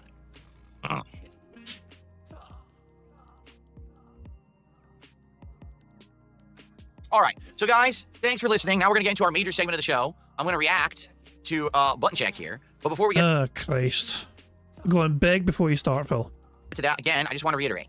Today, I really need to hit my goals. Yesterday, I hit no goals whatsoever. All right? Today, I want to hit these last 2. So, number 1, we can do the taste testing of the final snacks and start the new snacks box, the European one. But number 2, I want to lock into DSP Tries It tomorrow for Arby's, which is our reward when we hit 10 goals, because it makes sense to do it tomorrow. So, please support the stream. All right? Please. Let's get some more support going. Right now, we have 1 tip and 1 super chat. Let's get some more momentum going. How about some subs over on Kick, some memberships here on YouTube? All right? Anything helps, as you know. And it adds up. Even the little contributions add up and help out a lot. So, please contribute. Burger. And let's get it going. All right? Cool? Okay. Now on to the meat of today's podcast before we get to Ninja Gaiden 2, okay? So, ladies and gentlemen, last week I played with Mai Shiranui in Street Fighter 6. And after having done that initial day of gameplay, which I very much enjoyed, the next morning on this very show, I went on a little bit of a tirade about the current state of the FGC. And the thing I was really upset about is that I knew that I had so much fun playing with Mai Shiranui on launch day, but that I probably would never have that much fun ever again. The reason being is the current state of fighting games. That basically, there are creators out there that literally rush to discover, expose, and then share the meta of fighting games within hours or days of anything new being added to a game, whether it's a brand new game or a game that has a DLC character or a seasonal update. They literally go out there and put out step-by-step instructional videos, how to beat the new character, how to do this, here is the meta for this character. And the thing that I ranted about was that there's no more era of discovery. Back in the day when you used to play fighting games in arcades, there was an era of discovery where there was several months to years, a time period when everyone was being unique and trying different techniques and different combos and being exposed to different things by going, oh, Phil said unique, hooray. Burger. 5 in a row. That's concerning. That's our first bingo of the fucking day. Look, Phil, this fucking rant is fucking prehistoric. You know, This is like fucking like I remember when I was a fucking wee boy on the fucking playgrounds at fucking school talking about like wrestling and what was, you know, this is like fucking during the Monday Night Wars kind of shit, you know what I mean? So and towards the end of that, near the end of that shit, you know what I mean? So it's like, oh, I talk about fucking wrestling, like, oh, did you see what fucking DX done? Did you see what fucking Austin, the fucking Rock done or whatever, and all that shit, and Ministry of fucking Darkness and all that shit, that kind of fucking era. I wasn't really, as a small wee bairn, I wasn't really clued up to the fucking internet and trying to find things out in the fucking internet. No, you just fucking talk to your fucking fellow school kid, you know, your fellow fucking pupils, you know what I mean? You fucking talk to each other, and you kind of come up with ideas and theories and who's going to do what, who's going to fucking kick whose ass, not sure, who's going to win this, who's going to win that. Well, these days, obviously, the fucking internet is there and people can just fucking find out anything because the fucking internet is the internet and all that shit, you know what I mean? But back in the fucking day, though, no, it was like cool schoolyard banter. It was like, oh, well, let's fucking talk about this and talk about that, and what do we think of this? And times change, Phil. You know, it's a digital fucking age. Times we've evolved. You know what I mean? Society essentially is, well, some would argue it's not really an evolution of society, but it's fucking going backwards or whatever. There's no more. A lot of people are kind of fed up with the fact that we have all this information at our fingertips. You know what I mean? The era of debate and trying to fucking talk to each other and try to prove who's right, that kind of era's gone, you know? Because, oh, let me just search my fucking phone and find out the fucking answer to save all this fucking debate and see who, you know, and not trying to figure out who's right or who's fucking wrong. That is a bit of a fucking, you know, it's good to know. Knowledge is good, but it kind of does take away from the kind of, you know, the whole, you know, intellectual back and forth debating about some things kind of point, you know what I'm saying? Not to try and fucking sound like an old bastard or anything, you know. Old bastard! Eric says he had no friends to talk to and discover things as a kid. That's a good point. Fuck you and your friends. Well, it's no wonder you don't have any friends. Dapper Dragon says, as I said yesterday, Phil's right for the wrong reasons. Secret characters, Easter eggs, stuff like that, getting data mined sucks ass. Everyone being not and be fairground is good. Yeah, to an extent, that's definitely true. Also, meta snobs only matter in co-op games where you can get kicked to grips for not being meta. There you go.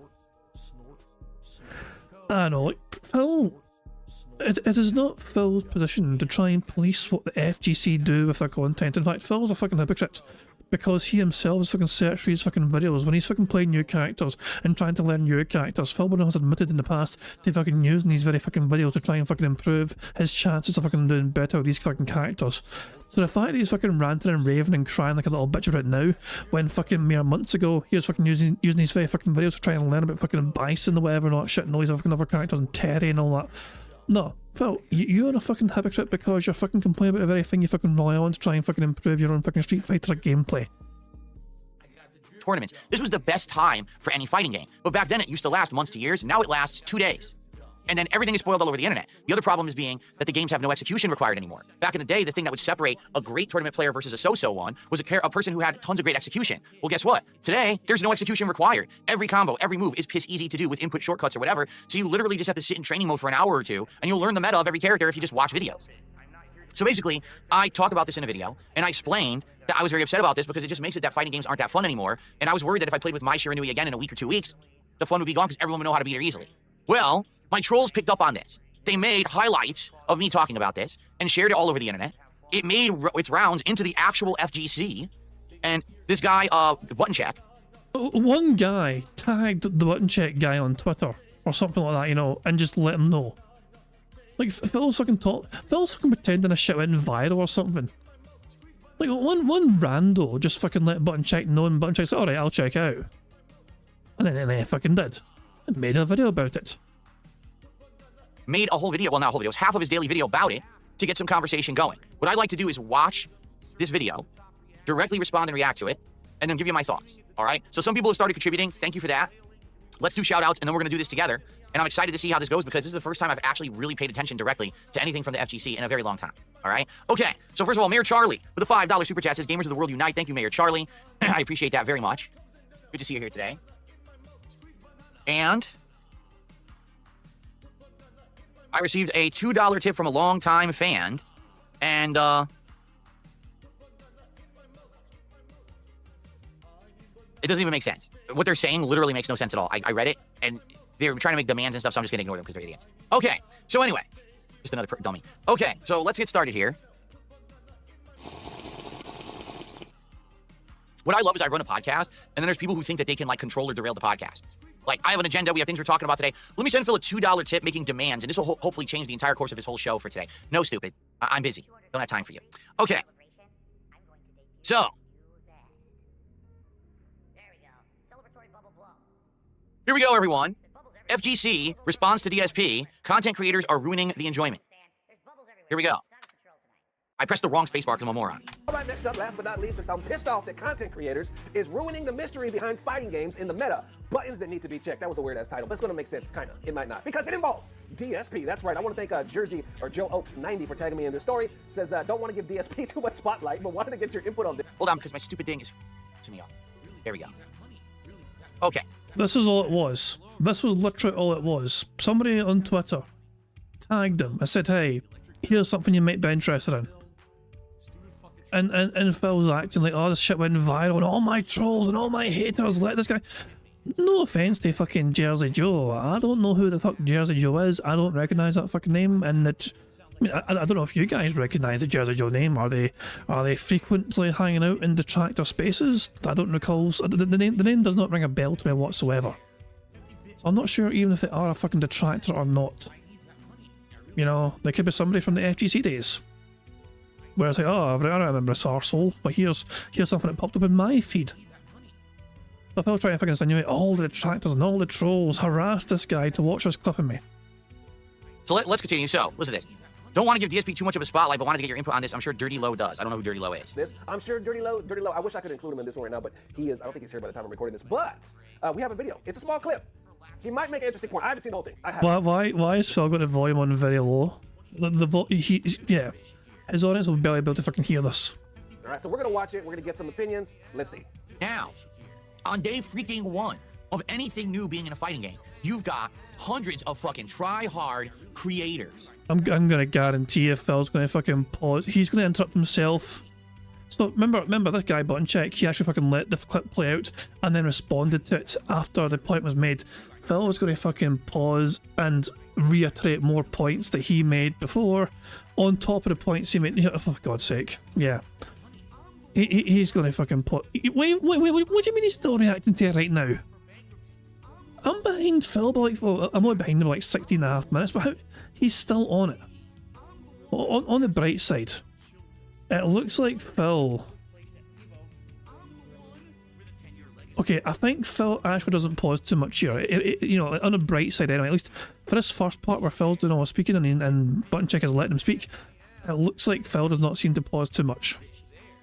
Who are running the gauntlet of testing, who are sitting there in the lab, who are recording, uploading, and montaging. Here's how you beat. By the way, you can tell that he's watching a detractor because you see how terrible the quality is. You notice that my voice sounds terrible. You notice that the visuals are terrible. It's because he's watching a detractor reclip instead of the actual content. Just so you know, Button Check, if you actually watch the real content, it's much better quality. This version is better. You want to know why? Because we get to see your kick chat and we get to see the user chat as well. It feels more inclusive. It feels like it includes more of the stream experience. To be able to see what the chat were saying while you were saying all this.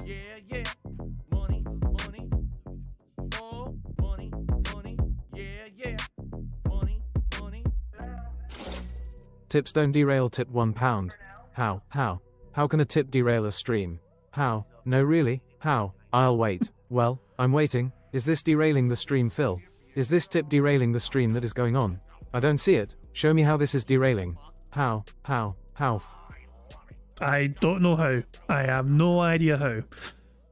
All I know is that tip derailed me trying to watch this content, so thank you for the derail, thank you for the contribution, thank you for the tip, and that goes direct towards the bingo prize fund as well, but tips don't derail, absolutely do derail. Now let me go off on a 5-minute tangent as to why I don't pay attention to these sort of tips. Remember, I ignore them, but let me spend 5 minutes complaining about them. Actual content. Just so you know, Button Check, if you actually watch the real content, it's much better quality. These idiots clip and try to upload and it sounds and looks like shit. You know, that's why it looks so bad. Here's how you stop that. Here's how you do this. Here's how you beat that. And within like 2-3 days of anything new being in the game, you've already got how to beat the new character. But the character just came out.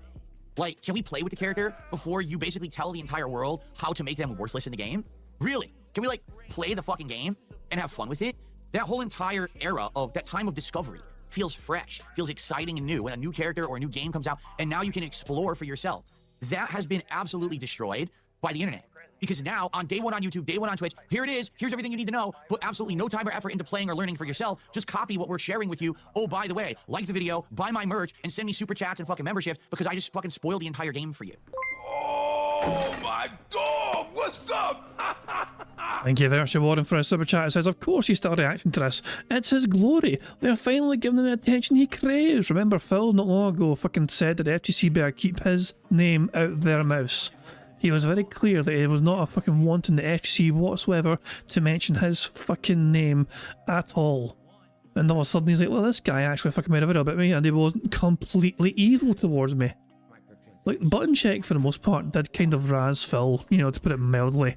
But they seemed agreeable to the extent that there's one thing Button Check did seem to agree with Phil on, and that was kind of like how there's a lot of people seem to play certain characters the same sort of way.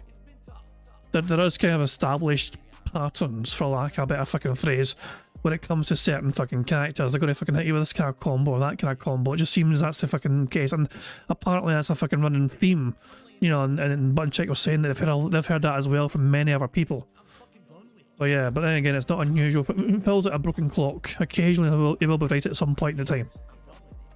And to make matters even worse, back in the day, even when tech was shared with the internet, okay, the entry-level skill check was that the games actually had execution required, all right? Even if you knew the top-tier stuff to do in any fighting game, you would have to sit there and practice endlessly in order to get good. And since the games weren't at home, you had to pay to go to the arcade, you had to wait in line, so you basically had to put in the time, effort, and money to get good at fighting games. Today, every single fighting game is baby mode, meaning you don't need good execution. You don't need to sit there and practice too much. You could literally sit there for an hour with any character and probably learn all of their top-tier combos, because none of them are hard to execute at all. You just need to know situationally what to do, and then just practice a little bit so you get the muscle memory, and you're good to go.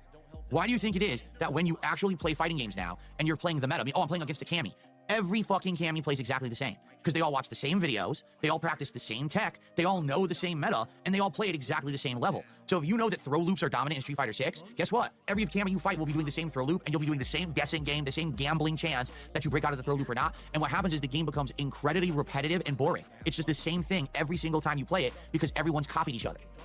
It was never like that back in the day. I want to emphasize with all of you, it was incredibly fun the entire first few months to year of any new fighting game being out because it felt fresh and new. Everywhere you go, you play something different you've never seen before. It would just be so much fun. In this case, fucking cares? The games are destroyed within weeks. You know, why was playing with Mai Shiranui so fun yesterday? Because everyone was experimenting. No one really knew what they were doing, right? And by playing that first, it felt fun and fresh and interesting. You could try mix-ups. You could try setups. It was great. Within 1 week, everyone will already know everything that Mai Shiranui can do because all these idiots are going to fucking post it all over the internet and explain in heavy detail. Here's how I analyzed it all, and here's exposing everything to the world. But again, because there's no actual execution required to play these games anymore, you're making it so any fucking mouth-drooling idiot can now play the game at a meta level because you're exposing the meta for profits. So there we go. There we go. So I will say this before we even start. He listened to almost the entire argument I had, even though it was out of context from a detractor.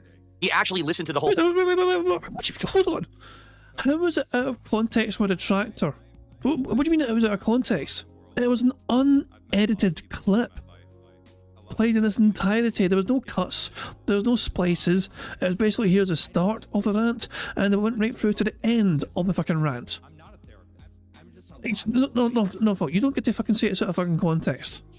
You do not fucking get to fucking say it's out of context. Why? Oh, the source is from a detractor, so it's out of context. Because the source wasn't me, it's out of context. That's what he's trying to fucking imply here. The source was not Phil Burnell. No, the source was not from Phil Burnell's channel directly. So it's out of context. Get the fuck out of here, Phil. Get the fuck out of here. Thing. He didn't just listen to one little out of context part. That, of course, makes me look bad. He actually listened to the whole thing. He gets massive credit for that because most people don't bother to do that. Most people will just listen to the 1 10-second highlight from a detractor and be like, well, that's what Phil said, he's a moron, right? Instead of, wait, he actually listened to the whole clip and it actually made sense because he listened to it. Cool. So already I give this guy points for actually being patient and doing the right thing because he wanted to make a good video. That's what you do when you're a good creator.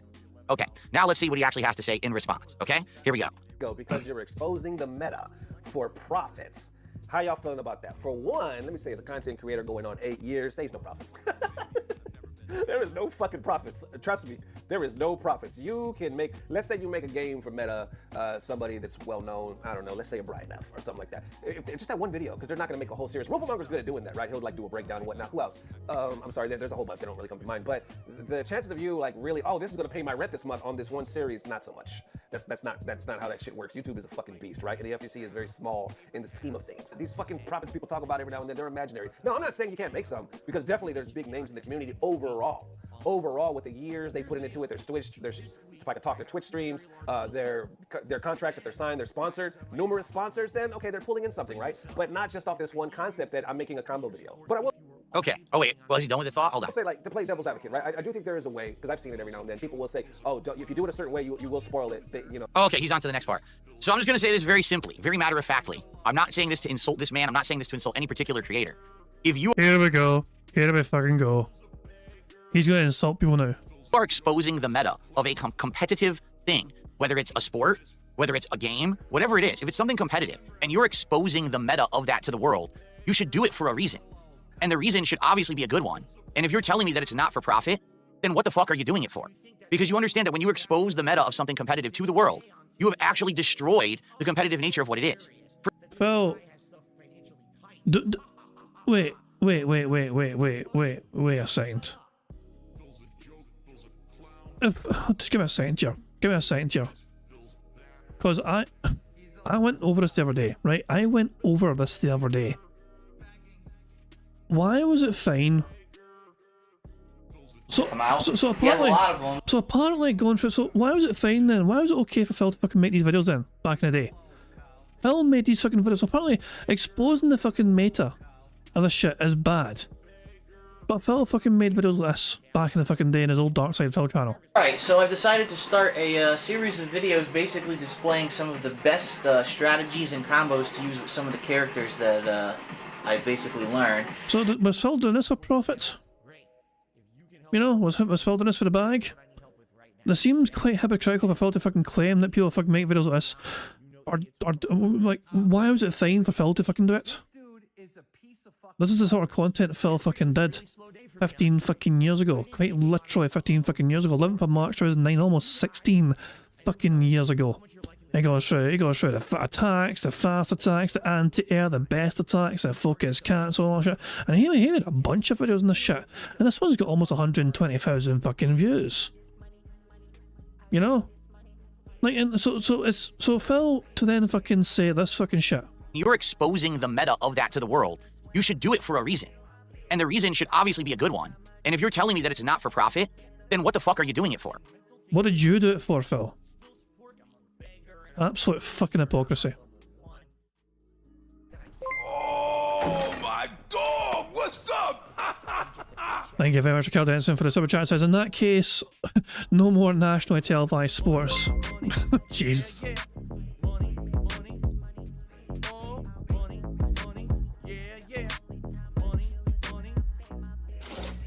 Dapper Dragon tip £1. Removing the obfuscation of the meta doesn't make things less competitive, it makes things more fair. Phil, you absolute inbred. This is what I'm saying, this is ridiculous for Phil to complain. Look, here's a true situation that Phil's going through right now. He's not happy that more people are essentially fucking doing better at the game than him. And after day one, more people seem to fucking grasp the concepts of the character better than he does. Phil can't fucking devote every single fucking day to playing this game. But most people who enjoy fighting games can usually fucking play this game, like, you know, if not every day, every other day, you know what I mean? Some people are fucking, you know, some days about it, but yeah, you get what I'm saying though. Phil doesn't get to play Street Fighter every single fucking day, and so he fucking falls behind in the tactics and the fucking best ways to fucking do things in terms of like trying to learn a fucking character, essentially. And he's blaming the rest of the community for his own fucking schedule not allowing him to play Street Fighter more and learn the game more. So he's now trying to fucking police what everyone else fucking does because he can't hang with the most basic bitches that play this game. Never mind fucking trying to compete and hang with fucking former pros like him, like he was. He can't even fucking get a win a fucking piece of piece, who, no offense to piece of piece, is nowhere close to being a fucking pro Street Fighter player. So it's just... So it's just him fucking coping. It's a big massive fucking coping mechanism.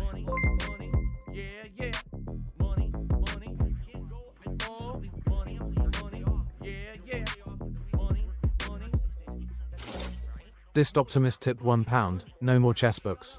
They could ruin the meta of a 2,000-year-old game. Jesus Christ, man. You're spot on. Also, all these sports shows, if you're watching like fucking NFL or fucking Champions League football or whatever, or baseball, no more analysis allowed from the fucking people in the studio. If you're fucking providing analysis to what the fucking teams are doing and how they're fucking playing and breaking down their fucking tactics, not shit, then you're fucking destroying the meta of the fucking game. You know what I mean? It's just how far does it fucking go, Phil? Can you explain to me how this team did so well in this particular game and what it did very well? I'm not allowed to do that. If I explain to you our tactics and it's going to ruin the meta of the game, they won't give other people a chance to find out for themselves. You'll just need to watch closely and work out for yourselves. I'm not going to tell you what we fucking did. You'll just have to look and pay attention yourself. Fuck off. Jesus, Prophet. Might as well burn all copies of the Kama Sutra. Oh my god. Jesus. You first, pal, you first. I'm still in the fucking tutorial. Anyway, let's go on with bingo. And the reason should obviously be a good one. And if you're telling me that it's not for profit, then what the fuck are you doing it for? Because you understand that when you expose the meta of something competitive to the world, you have actually destroyed the competitive nature of what it is. For example, I want you to just think about this for a second, okay? Michael Jordan, when he was at the height of his game playing pro basketball, did Michael Jordan go on TV and be like, oh, by the way, here's all the tips and tricks that I use to play my game at top level right now and win the NBA championship. I'm just going to lay them all out for you right now. Here they are. No, he did not do that. He also Phil. Michael Jordan. Look, like Larry Bird, right? Kind of. Well, it was kind of before Jordan's time, but he also played with Jordan, but Larry Bird came first, didn't he? But Larry Bird, people tell stories about Larry Bird all the time. Larry Bird was an incredible fucking basketball player. He would tell his opponent, who's trying to guard him, he would tell him what he's going to do before he fucking did it. And then Larry Bird fucking did it. And I think people like Kobe Bryant and Michael Jordan as well, to an extent, they fucking had those things as well. They've done it as well. Oh my dog, what's up? And think of Archie Cardesson, who says yes to Kobe Bryant, called him late at night. These basketball players who are fucking just, like, they put in the work, they put in the effort to be great. Michael Jordan, Kobe Bryant, not sure, Larry Bird as well. Incredible. Oh my dog, what's up? It's not just about, oh, here's how I fucking won major championships. I just fucking put the ball in the fucking hoop and then I do it over and over again. It's not just that. A lot of work goes into fucking being the best and being the fucking elite players. And Warren says, I've never heard of ball camp. It's just, I don't. Did Phil ever go to camp? I don't think Phil's ever given, like, I don't think Phil ever did that. You know, some kids growing up fucking go to camp at some point, whether it's like fucking baseball camp or space camp or science camp or some pish. Apart, it's a fucking thing that is like an American rite of passage. I'm going to fucking go to camp for a fucking year or whatever. I don't think Phil ever did that himself, did he? But you get what I'm saying though, players, all these fucking pro elite fucking players would often fucking be so good at the fucking game that they would fucking just enjoy the fucking game and brag and goad their opponents into what we're fucking doing. You know, like, I'm going to fucking go inside out here, I'm going to go to outside here, I'm going to fucking hit a hook shot over you, the fucking 3-pointer. That's what I'm going to do. And then watch me fucking do it, and he fucking do it. He did exactly that, you know what I mean? It's just, what the fuck, man? Like, it's such a terrible example, Phil. It's a terrible fucking example, and it fucking just shows your fucking clear ignorance when it comes to anything sporting related. And go to all of his fellow players and people say, oh, here's how you play basketball. No. He kept it to himself so he could be a good athlete. And then years later, all right, down the road, when he's washed up and his time has passed, then he becomes a mentor, he becomes a coach, he passes on that knowledge to the next generation. He doesn't just give it to everyone right now when he's at the height of his prime game and something competitive is going on. All right, again, back in the day in the FGC, people would learn strategies, okay? And what they would do is they would go to tournaments and expose those strategies through competitive play. But they wouldn't immediately go online and be like, so by the way, guys, I just found out an amazing new strategy with Zangief. Here's exactly how you execute it to a T, so everyone can immediately replicate this and do it in a tournament.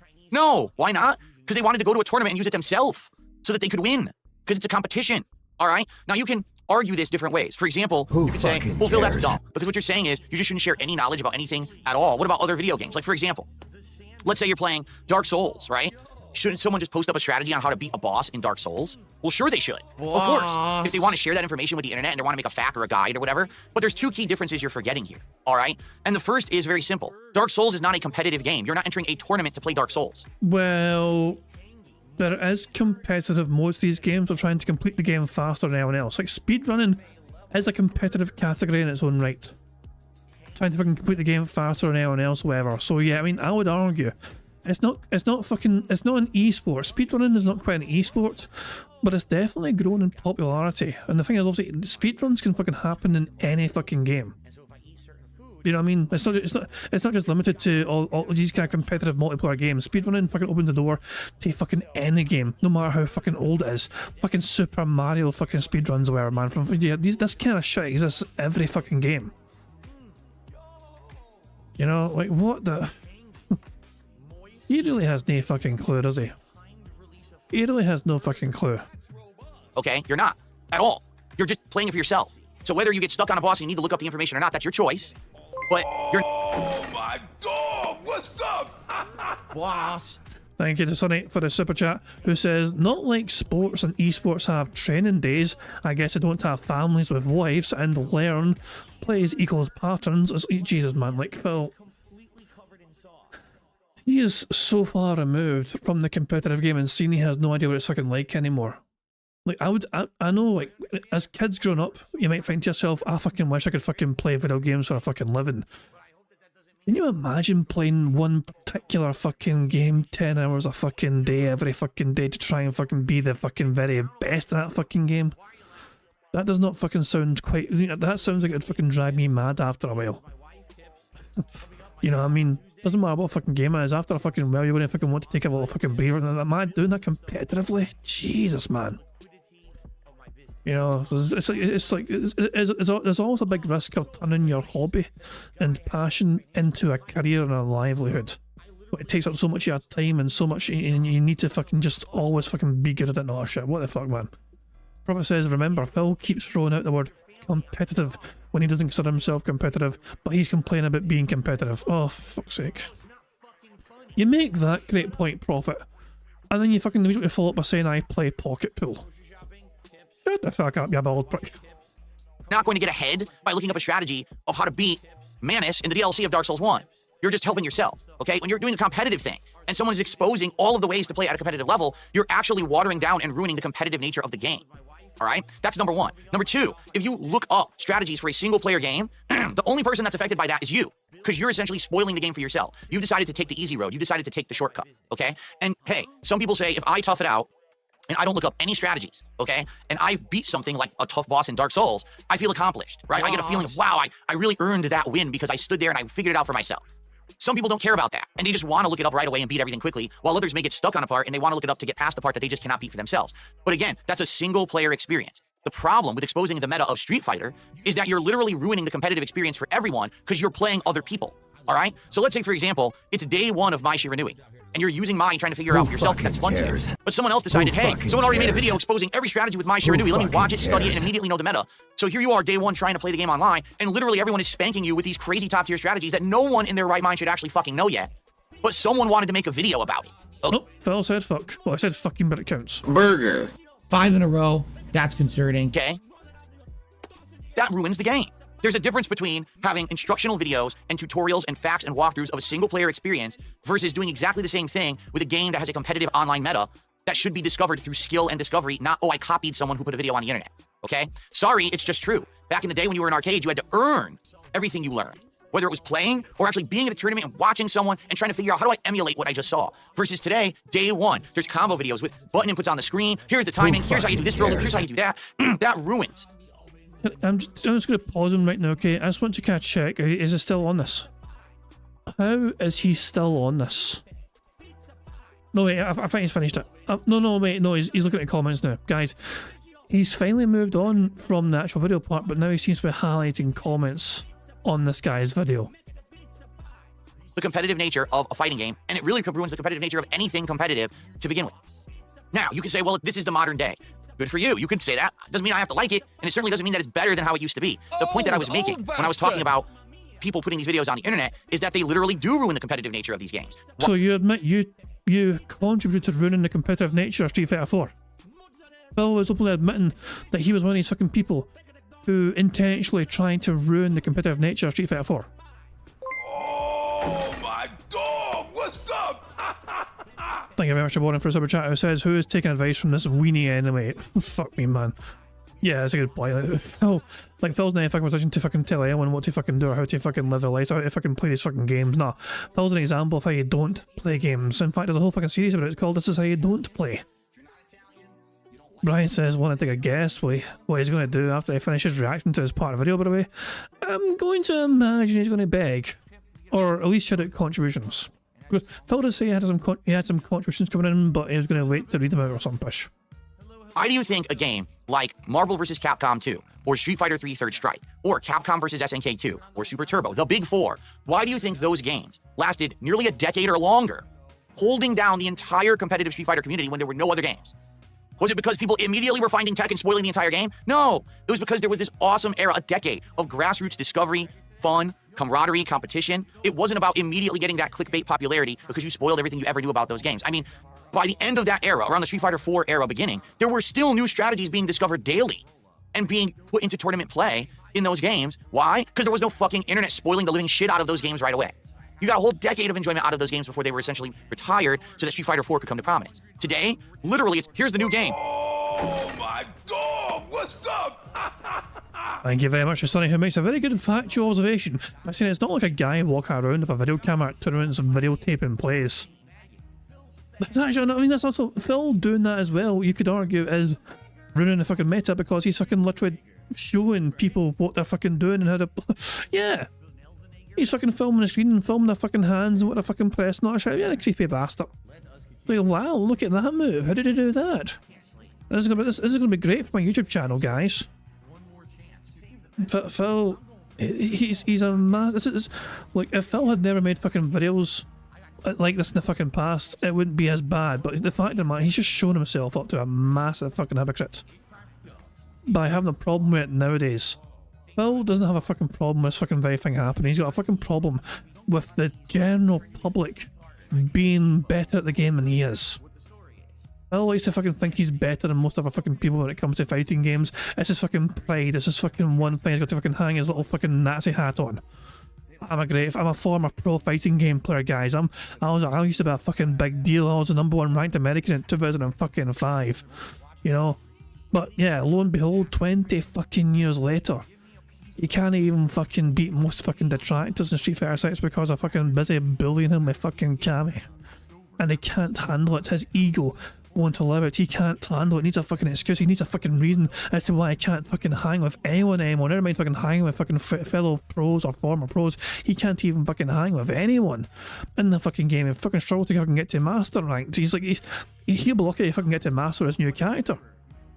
And the fucking simple fact of the matter is that his ego won't allow it, so he has to fucking come up with an excuse, and that excuse is the pros are ruining the fucking meta of the game by educating people on how to play with these characters. That's his fucking reason, that's his fucking excuse, that's his fucking copium. It's the FGC to blame for ruining the fucking meta. Oh, look, here's another one. Throw that one in the trash to go to the next one. Oh, the next one came out, throw that one in the trash to play the next one. Why? Because they're all disposable, because we already figured everything out within a week. That's the problem with the way modern fighting games work. Sorry that the old way was more fun and better, but it's true. It just is, all right? It was better back in the day than it is today. Now, the other half of this equation that he just said, well, there's no money to be had here at all. There's no money. Then why are these people doing it? No, really, I have to ask this question. Why would you completely spoil the competitive nature of fighting games unless you're benefiting from it? You have lost me now. So you're actually putting all of the important tournament competitive meta knowledge of a game on the internet for anyone to copy right away, and you're not getting anything out of it? That's the stupidest thing I've ever heard. No, really. That's legitimately one of the stupidest things I've ever heard in my life. Why would you do it then? Then don't do it. Keep the knowledge for yourself, enter tournaments, and profit. Prosper for a bit. I don't get it. I really don't. Again, it's a competitive community. It was always supposed to be. It's the idea of a competitive game, is to have a competitive edge. You've literally destroyed your competitive edge day one because you told everyone about the knowledge of the game. And if you're not getting money for it, then why are you doing it? You're losing me here. Yeah, there's got to be a level of logic here somewhere. And Trust Phil to not understand why people would fucking do something aside from money. Like, of course, Phil Burnell is not going to fucking understand the concept of fucking doing something. You know, if not for money, then why fucking do it? This is this perfectly fucking encapsulates Phil's fucking entire being. If you're not going to do something for fucking money, then why do it at all? This sums up Phil Burnell. This is like fucking. The self-awareness is off the charts here from Phil. Like, or the lack of self-awareness, you know what I mean? Like, what the fuck? He doesn't understand what he's saying here. If you're not doing it for money, then why even bother? Like, some people like to fucking share their knowledge. Some people fucking like to share tips and tricks or whatever. Some people fucking don't mind sharing this information. And remember, Phil was a part of his community 25 years ago. Between 20 and 25 years, Phil was a part of his community. He left the FGC behind, what, 2008, 2009? When he fucking realised he couldn't fucking hang anymore with all the cool kids and they're fucking just basically better than him. He basically left that entirely. You know? And it's like, so he's not been a part of that community since the late 2000s. But he's pretending to fucking understand what it's like now. Which is just stupid. Looking for it, and I'm not seeing it. All I'm seeing is everyone wants to be hype on the internet and meme about these characters and shit. Big deal. But then when you go to play the game's ruined within a week. It's so boring. Why did you ruin the game in a week? All right, let's continue because I'm sure he has a lot more to say. So there's a way to do it where as if you leaked it. You did it too soon. People are real big on that, right? If you do it before Capcom releases certain shit, they feel like they were robbed of a certain experience, though. They will get pissed at content creators. Now, it doesn't really happen too often, but you have seen it throughout the years. And even with that, though, it's not so much meta. It's more so just revealing who's in the character, the upcoming announcements. So he's talking about people who get advanced access and they make early content, spoiling new content before anyone should really even know about it. Fair enough, and you know me, I've been a person who's a very big opponent of people getting advanced early access for no good reason, just because they're the golden selected player or content creator, and then they spoil it for everyone. I hate that practice anyway. You know, surprise shit like that. As far as though overall, the attitude of, man, y'all are robbing us by exposing the meta, because mine just dropped, and now day 2 and week 1, y'all done put everything out there, so now everybody plays the same, does the same thing, because y'all done ruined it. Isn't that the point? Like, because when a character drops, the first thing, like anybody FGC, they're looking at the notes, right? They're looking at, okay, what's plus, what's minus, what can I do? The people that are really into it, and the casuals don't really look at that shit, but they're just gonna play. And more so what the casuals are gonna do, instead of reading all that scientific shit, they're gonna look at videos, because they want to learn. And yeah, you can say, oh, it's easy, it's brain dead, you don't really need that, you're using motor controls and yada yada, but you're still gonna look at videos to see what they can do. And then, usually what people do is try to put their own spice on it. But there's a difference between watching a video of, say, gameplay. Like, let's say, for example, it's day 1, and all of a sudden there's a bunch of videos of top players using Mai Shiranui. On day 1, if you watch those videos, right, you're going to see this player use the character in a certain way, this character use the character in a different way. That's the best time. What I'm saying is, not just watching raw gameplay, because that's existed since the beginning of time when you're talking about arcade gameplay. What are you going to do, block the screen when people are playing competitive matches? Of course not. People are watching the high-level competitive matches and learning by just watching the matchups. So that always existed, okay? What I'm saying is that people who literally sit there in the lab, breaking down the character, testing frame by frame every single thing about the character, exposing the best strategy, the best mix-up, the best combo, the best this, the best that, and then saying, this is what you do, go lab this. Those videos exist, and they are very popular. They are. I've seen them within days of a character coming out. Here is the early guide for Mai. Optimal damage, optimal situational stuff, optimal this. Why are you putting that out there? Make people earn it. Make people play for themselves to learn it, or watch top players who have learned it and try to learn from them. Not just tell you, like, easy fucking baby mode how to do it. You're literally handing a book, Street Fighter 6 for dummies, to dummies, and saying, hey, dummies, since you're too lazy to figure it out, you're too dumb to figure it out for yourself, here's how to win. Why would you do that in a competitive game? That's brainless. You should not be doing that. Again, if you were making personal profits doing it, I'd understand it. Now you're saying no one's even profiting from it. So you're literally destroying your whole community. He never said that. You get that, right? Basically, if you didn't give the meta away within a week, people would have more time to discover, more time to enjoy, more time to not get crushed by the top tier strategy immediately, okay? I don't understand why you think that giving away the keys to the kingdom on day 7 is the right thing to do. You're essentially taking away that time period when things are fun and just saying, here it is, everyone play exactly the same from now on because that's the best way to play. You've lost me. That was not what competition and what Street Fighter was about back in the day at all. At all. Because to some extent, your ability to learn a fighting game for yourself, the speed at which you discover things, you adapt things, you improve things for yourself, was a measure of skill. And by you giving all of that information on the internet away for free within a few days, you have erased that skill check from fighting games. You have made it so that anyone who has time to lab can literally play fighting games at the meta level. Now, I'm not saying those people are going to enter a tournament and win, but they're all going to play exactly the same. And again, that stands to reason with my point that I had said. This is why every Cammy plays exactly the same. They all watch the same videos, they studied the same tech, and they were told this is how you do it. So now that's how they all do it. and the game sucks. Sorry, the game is boring when everyone plays exactly the same. And that is what happens when you expose the meta too early. And that is what everyone is doing with FGC with these games, and that's why they're disposable. That's why Street Fighter 6 isn't going to last 10 years like other games have. Do you think that a year and a half of Marvel 2 being out, people were complaining the game's boring? No, people were excited and still having fun in arcades because they were still discovering shit. With Street Fighter 6, people are bored within 2 weeks because everything's been exposed. When's the next character coming out? Man, I'm so bored. That's awful. How people don't get that, I don't understand. The only thing I can think, because you weren't around back then. You actually legitimately weren't around during the era of discovery. The days when you actually took your time to learn games. And but Phil, are you sure if I can hit this with a fucking back in my day segment? Old bastard! Skill was a factor rather than how much time you had to lab. So because of that, you don't understand the context. I had a blast back in the day playing in arcades because it was a different experience. Now I go online, day 2 of a character, everyone knows 80% combos, unstoppable corner strategies, throw loops. Dude, I just booted the game for the first time in months. I want to play. Can I fucking play one match before I get my ass handed to me by someone who studied 20 videos and labbed for 7 hours? This is fucking stupid. Phil, you cannot do anything about the skills and abilities of other people. The only thing you have an impact on is your own skill and ability. Don't hate on others for being better than you at the fucking game. Improve or stop playing. Let's continue. I remember back in the video game days, we would have to drive, we would have to ride our bikes to a certain arcade or fucking gas station, because that's where they have a cabinet for Street Fighter 2, and we would play, and we would literally have to ask a kid we've never seen before, how did you do that? Show me how you do that, and I'll be damned if a lot of these sons of bitches wouldn't show you. Of course, because that's called competitive nature in a competitive game. Why would you tell someone how to do the thing that wins? That's the point. That's the point of a competitive game. Figure it out for yourself. That's what you do in a fighting game. Because they didn't want you to know, they would hide the tech and keep the tech as much as they could. And it was so, but the way that they would cock block in the game was ridiculous. But when you met somebody who was cool and they would show you how to do certain things, I remember the first time I learned how to do it. I'm gonna be honest with you, no one taught me shit. I learned everything for myself by watching other players or practice. Well, that's because you were an arsehole and you had no fucking friends, you fucking freak. I remember the first time I learned how to do it. I'm gonna be honest with you, no one taught me shit. I learned everything for myself by watching other players or practicing myself. I didn't learn a single technique by someone telling me this is how you do it. Not one. It's winnable, it's doable, but you have to have skill. You actually have to have intelligence, not just time. You actually have to have some level of like intelligent thought to actually think about how the game works and how this might work and experiment with it and then try that and then do this and then you figure it out. Not, oh, there was a nice guy who told me how to do it. I met 0 nice guys at arcades who taught me techniques to win a tournament, ever.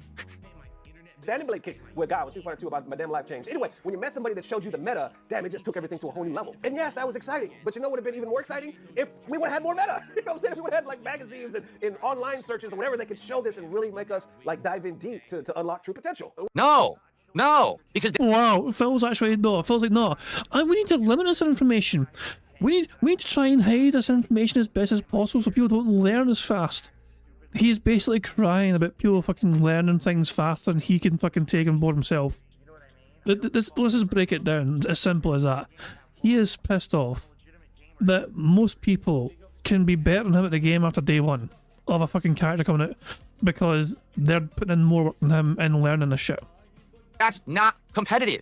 That would not have been better. Again, why did Marvel 2? Why did Third Strike? Why did Super Turbo to this day? Why are these games still prominent? Why did they last a decade holding down the competitive community when there were no new Capcom fighting games? Because the meta wasn't fucking destroyed. People kept experiencing new things in the meta the more they play. Eventually things staled up. Like I would say probably 6 years into Marvel 2, finally almost everything had been discovered. And now you're like, okay, we're kind of burnt out on it, right? But at least you got a long time out of it.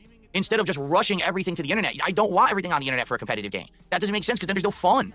It really, and I think what it is, this generation of gamer, and I'm not shit-talking button check here at all, this generation of gamer never experienced the fun times of fighting games and doesn't even know what they're like. Instead, to them, it's just, I want to know all the knowledge, I want to lab, I want all the knowledge, I want to lab. I get 0 fun. Well, how old is button check? To me, like, looking at button check, they look like they're in their like fucking 30s. I might be a bit mean, I'm not entirely sure. Who is this random person? Is he any old? How old is he? Old bastard! Or is he a wee youthful fucker? I don't know. Hard to tell. But, like he explained his own fucking experience of like, I used to fucking cycle down to the fucking arcade with friends and play Street Fighter. Like he had a similar experience to Phil growing up, going to the fucking arcades and fucking playing this game in the arcades and trying to learn the shit in the arcades. But Phil's gonna fucking try and pull like, oh, I'm older than you, I'm more wise than you. You didn't fucking experience things I experienced when I was growing up, whatever. Like it fucking matters. Out of having all the knowledge and labbing. 0. I have never once sat in a training mode, practicing a combo, doing a trial and said, this is fun times. Do you want? That's you though. Like Phil, you're fun. The word fun. Like fun is subjective. Some people like so. As I said, fun is a subjective fucking thing, right? We all have our own ideas of what we consider fun. We have our own little fucking hobbies, things like some of us like to fucking play games.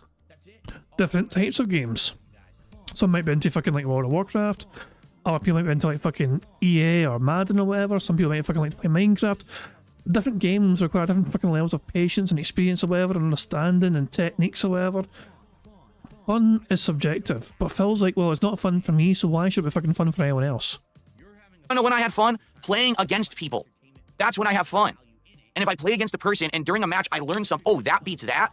Ooh, look at that. I just made a combo up right on the fly by trying it and it worked. And now I'm going to learn that execution for next time. And this and that. Those are the moments of discovery that are meaningful and give you that fucking adrenaline rush. They give you that level of, like, accomplishment. Not, oh, I copied someone else from a video in training mode for 5 hours and then I did it in a match. That gives me zero feeling of accomplishment. But again, it seems like there's a whole generation that this is how they learn fighting games. So to them, that's how they get their big rush. No, sorry. That's not how anyone got a rush back in the day. Once again, I know it's DSP. I already know how a lot of people are going to react. Hell, look at these comments right here. People are like... So he's going to read comments off of the detractor video, which is sad because that's not the audience that cares or is going to say anything intelligent. We're going to look at the comments on his video, and you're going to see there's actually some pretty intelligent ones. Like, the problem with modern games is that people are learning the game. The problem is that people are learning the game at too accelerated of a rate that they didn't earn, and it ruins the game too quickly and makes it boring way too The comment's not wrong then, Phil. The problem with modern games is that people are in the game. This is essentially, it's basically, well, it's not, that is your problem. That's a problem you're describing, summarised. You're upset that people are in the game faster than you are, better than you are. Fast. That's what I said, not that abbreviated version. And then, wasn't he watching tech videos to beat other players? No, I was watching matchup videos as if I were attending a tournament in person, which is what I used to do back in the day. I was watching matchup videos to learn how to use strategies and stuff. That's very different than studying the top tier meta tech video. Hypocrite. He wants to gatekeep new people from improving so he can forever feed his ego. I don't have an ego. I'm never going to go to a tournament and try to win. Oh my god. I don't have an ego. I don't have an ego. Bruh. Gee, my god. I'm probably the best overall gamer in the country. I'm never going to say, oh, I'm the best at a modern fighting game. I'm not a moron, okay? I don't invest the amount of time and effort to ever be good at a modern fighting game. You did invest a lot of money though into Street Fighter 6. So there is that. No ego here. It's a fact that modern fighting games are being ruined far too quickly, and people don't want to listen to me just because I'm a meme on the internet that everyone loves to hate. It's a fact you're no longer that fucking good at fighting games, and you're fucking ridiculed for thinking you're fucking better than you actually are. You're a moron if you believe that. It's your own fault if you want to live in ignorance. Don't listen to people who know better than you just because people like to make fun of them. Sounds like you're the moron here, not me. I know what I'm talking about. Really shows the type of person he was back in the day. Can only win. I don't have an ego. I know what I'm talking about. And when people don't know better, can't hold his own against people in the same knowledge. Except that I'd regularly beat top players who had way more experience and knowledge than me back in the day. Nice try. I was known as the upstart up-and-comer, who basically was the runt who was beating the top tier players. Phil, this is 20 years ago. We're talking about fucking today. Never mind fucking 20 years ago. Stop living in the fucking past, you fucking dinosaur. We're fucking talking today. Today, modern day fucking Street Fighter 6. We're talking about now. Time is now, old man. And that's why a lot of people didn't like me. Why don't you back it up with a source? My source is that I made it the fuck up. But to say that, like, also because I had a really fucking big mouth and I talked a lot of shit, and I regret that now. I said, I see how people are gonna look at it, but this is probably the most I can give him in an argument. He says nowadays everybody plays the same and there's no uniqueness to it. I've seen people say that. I have seen a lot of people, even pros, say that with Street Fighter 5 and Street Fighter 6. They're like, there's no, you can't look at a character without seeing a name and tell who's playing it because it looks like a lot of people play the character exactly the same way, as opposed to like Street Fighter 4 when you could just see a character, certain movements and how they. I was gonna say this is. He agreed with me. Like I said something and this person agreed with me and everything I said. Like he's gonna take the whole video out of context and say this guy agreed with me 100%. You go like, oh, that's PR Balrog, or oh, that's Momochi, because everybody seemed like there was uniqueness. I don't. Completely correct. Because the meta is exposed so early, no one is incentivized to play the game in a unique way. So even the top players memorize the top tech and just execute it right away. If you watch a matchup right now of two top players playing and it doesn't have the names on the top of the screen, I would challenge you to tell me the names of the players accurately who's playing. Because you really can't. It's the same gameplay no matter who's playing now, so that's boring. And it never was like that back in the day. It wasn't. You play Super Turbo, you could fight someone who's using Chun-Li. One person uses her as a ranged character who's zoning you with fireballs and anti-airs. Another person is completely rushing you down. Another person is doing air domination where she always beats you in a jump. And every matchup felt different. Now you play fucking Street Fighter 6, every person who plays Chun-Li plays exactly the same. I rest my case, and apparently people agree with me. Don't know if that's really what he's getting at, though, because it seems like he's talking more about meta and not the actual state of the game. The biggest complaints he's having is like the games are too easy, they're all brain dead, and if you release meta too soon, everybody consumes it and they end up playing the same way. So, And it's the same. Well, basically, I agree with both of those points. I do. The top tier players all play the same because the game is too samey and there's not enough originality because the meta is exposed too early, but it also makes it that everyone plays the same. It just makes the game boring too quickly, and that's why Street Fighter 6, every few months, everyone's like, oh, I'm so bored. When's the next character? When's the next update? And it wasn't like that back in the day. People were very satisfied with fighting games back in the day because you didn't have the meta being rushed through within a couple of weeks. anyway, like I said, there it is for now. How y'all feeling about that argument? Is the release of meta too quickly in content creators ruining the state of excitement for fighting games? Let me know. And deputies, ladies and gents, All right, and the one other thing I'm going to say is we're going to look at the comments of the video now because he actually has an incredible amount of idiots, of course, because all my haters rush to his video when it says DSP. He just said incredible amount of morons. But I actually highlighted a few interesting comments here that I felt, I was going to say, did I delete them? No, there they are. I actually highlighted a few interesting comments here that I feel actually are very intelligent and we should talk. I feel like we're not going to get to Prophet's comments. I think he might have scanned past it. Hold on. It says DSP. He just said incredible amount. Hold on a second. I want to see here. Moron. I think he went and scrolled past your comment, Prophet. I have a feeling he did. Let's just hold on. I want to see. Did I see Prophet's name go scrolling by? Keep scrolling, Phil. You bad person. Not yeah. Oh my yeah. He didn't highlight your comment. I'm sorry, Prophet. Gee, that's a shame. That's a shame. So Phil is taking the comment section of this guy's video out of context because he's ignoring some of the more robust comments like Prophet's comments and cherry-picked his own to suit his own narrative.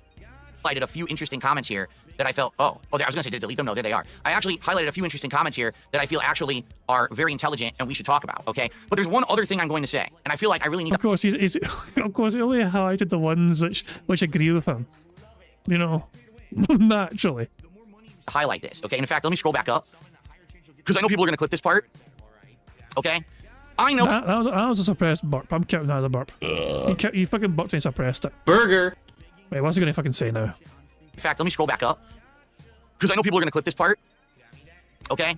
I know that the FGC doesn't like me. I don't actually know why, because the modern FGC has nothing to do with the old FGC. The old FGC definitely has issue to not like me because I was a very brazen, outspoken, shit-talking idiot. I way went out of my bounds to troll people and act like a jerk in the fighting game community from the years of like 1999 through like maybe like 2005, 2006. But then I changed. Then I stopped being that asshole and I actually became a more positive force in the community. I started becoming a tournament organizer and I actually got really good at Super Turbo. So why would I lie? I imagine it's like breathing for you. At that point, I actually got a lot of respect in the community, and then effectively I retired around 2007, 2008 because I got a back injury and I couldn't really travel anymore to play Street Fighter. Anybody care what this guy thinks? No! And every once in a while, I would dabble back into it. For example, in my early days as a content creator on YouTube, I did Street Fighter 4 videos where I talked a lot of shit to the people I played on the internet. And a lot of people maybe got rubbed the wrong way because of that, even though they were never meant to be serious videos and I never said I was competitively good or better than any pro player. I think what happened is there was a lot of resentment in the community because the fighting game community was trying to come up. But I was the guy making videos on YouTube getting all the attention and views while they were kind of like here.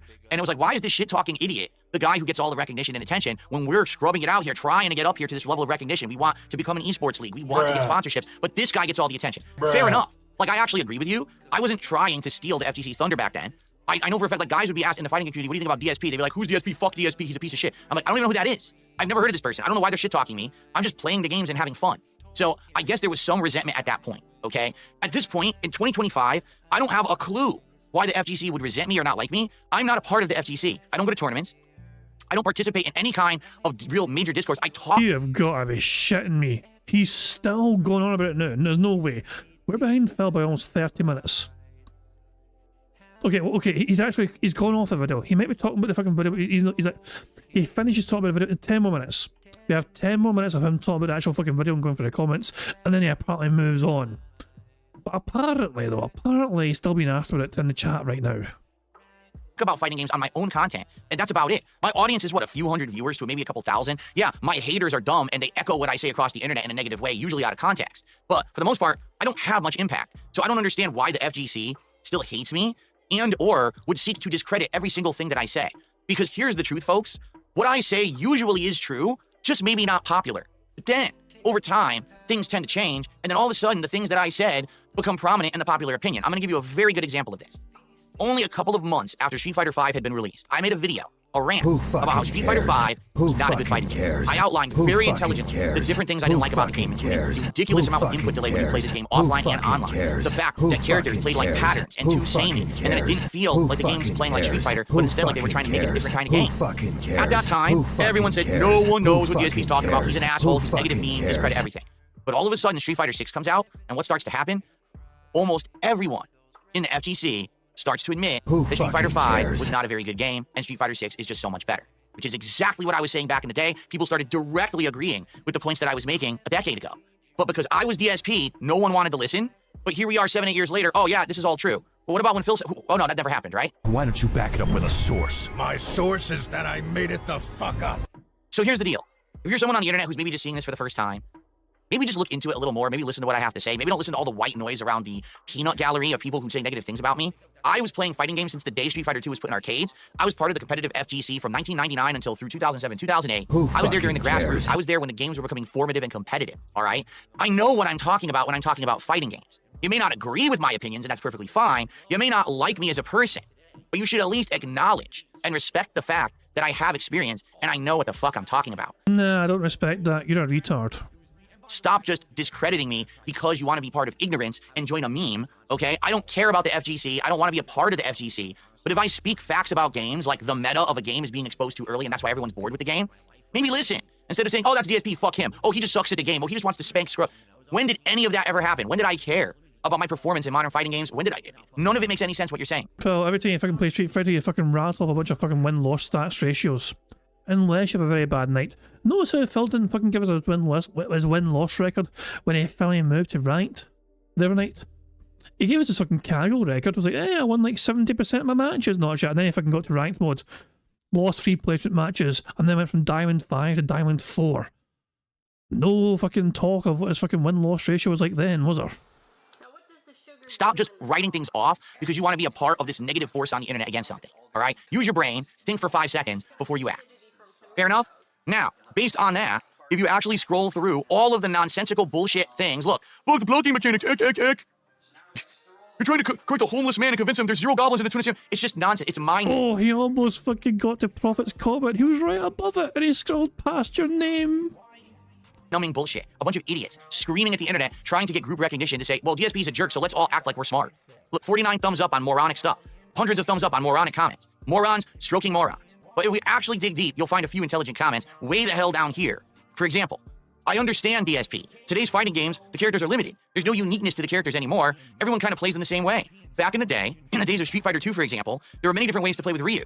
There are many legends who were famous for it, like Choi's Ryu was different from Vaille's Ryu. Mike Watson's Ryu is different from Tomo's Ryu. There were more uniqueness and creativity. You kind of stamped your signature on how you played a certain character. Compare that to what Button Check just said. If you're watching top-tier gameplay of Street Fighter 6 and you erase the names, you can't even tell who's playing. See my point? Let's continue. The 2 points he actually has. 1, people do all play X character the same way. I love how the comments he's highlighted and, you know, to talk about. These are intelligent comments. This one doesn't even have anything. Not even Phil gave it a thumbs up. This one has no thumbs up whatsoever. Like, Phil liked the comment for his intelligent, but didn't even bother giving it a thumbs up.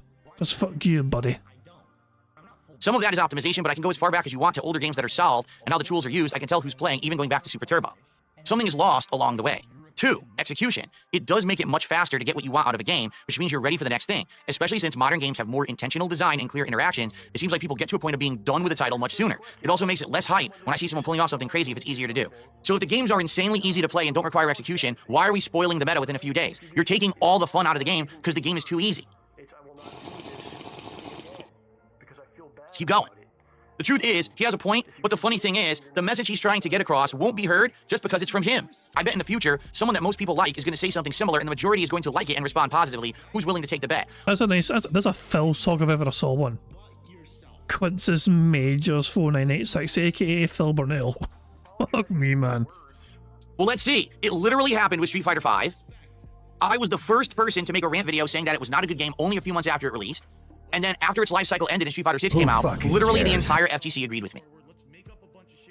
Okay, maybe not the entire FGC, but most competitive players did. The only people who didn't were people who only played Street Fighter 5 and didn't have a frame of reference to say, oh, the previous games were better. So, yes, this person is 1,000,000% correct. What will happen is, in a few years' time, the next big thing will come out, everyone will move on, and people will be like, wow, well, guess what? Street Fighter 6 wasn't very good. There you go. And lastly, DSP made a fair point even if you don't like him. This is content creation in general. Those who live by this type of content, you have to be the first. Elden Ring's ending, the first World of Warcraft raid defeated, opening the new packs in Pokemon trading card game, and in this case, how to beat Akuma. This is a content creation issue and the nature of the internet, though. Back in the day, sure, the local NYC, French, London scenes aren't going to know about what Japan just found out with Ryu, but that's because the internet didn't exist like it does now. I don't think it's bad as DSP made it out to be, but he does have a point that the character learning process has been greatly reduced due to the internet.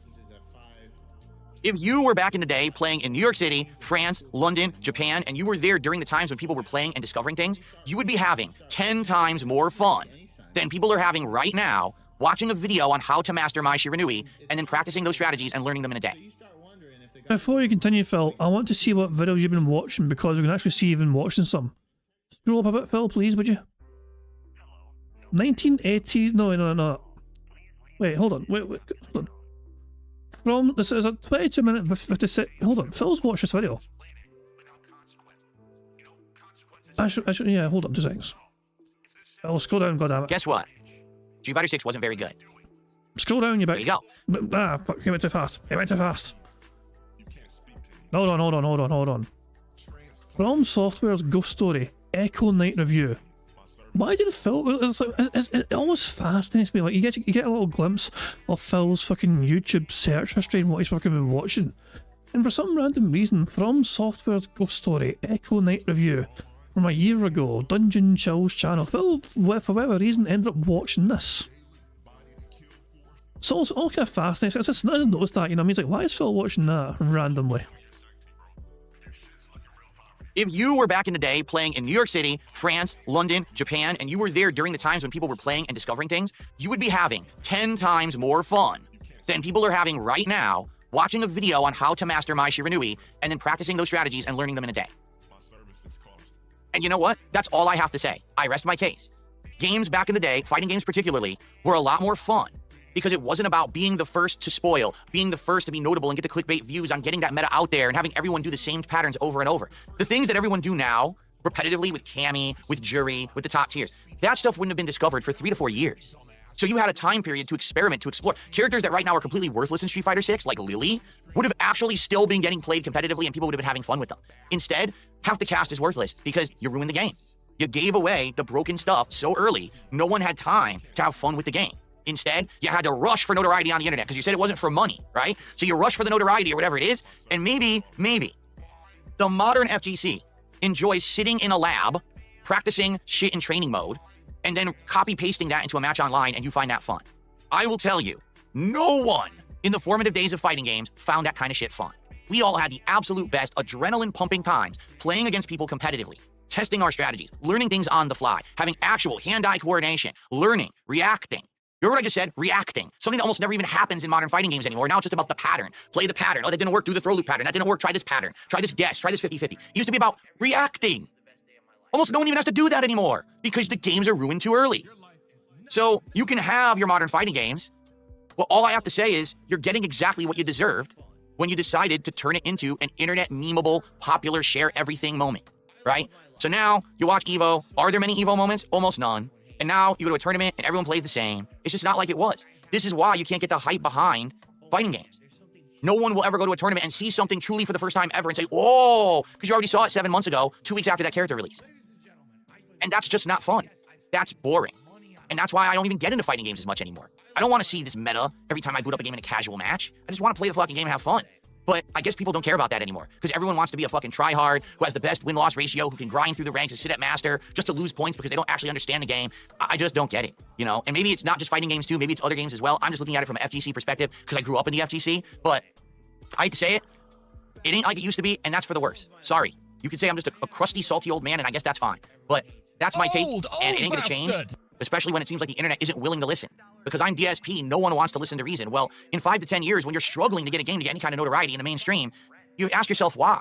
Maybe it's because you spoiled the fucking game within moments, and now no one has fun with the game anymore, and you have to be a tryhard studying every frame data piece to even hang in a casual match online. Reminder, a little quick reminder, Phil's fucking calling other people a tryhard, especially the ones that fucking lab and all that shit. He bought the $100 version of Street Fighter 6 3 separate times for 3 separate fucking platforms. He has bought 3 separate fighting game controller joysticks. He bought a $2,200 gaming PC to fucking play Street Fighter on because apparently he thought it was the fucking best platform to fucking play it on, when in fact it's actually a PS5. The PS5 actually is actually best for, you know, for Street Fighter. And after all, but he's calling other people tryhards, despite him wailing away thousands of dollars on this game just to try and fucking play it casually in a non-try-hard manner where there's no stakes involved. Prophet says isn't into fighting games anymore, but he spends thousands of dollars to play Street Fighter 6. I mean, Super. What, hold on. I assume you just meant SF6. Is that a phone typo again, Prophet? I don't know what the fuck GL means. I assume you just meant SF6. But there we go. And of course, Phil as well updated his router. That's also part of his fucking thing. He updated his router to try and fucking play better. Fuck that. For God's sake, man. I've got all these RGBs. Why am I not playing better? Normal people don't want to do that. They don't. They just want to play the game and have fun. When did that get lost? When did the idea of playing a head-to-head game being fun get lost in the shuffle of everyone just trying to get notoriety on the internet? I really feel like things have taken a major turn for the worse. And maybe that's why I'm not going to be part of the FGC ever again. I don't think they want you, Phil, so don't worry. Yeah. It's like, I don't think your invitation's going to be in the mail anytime soon. All right.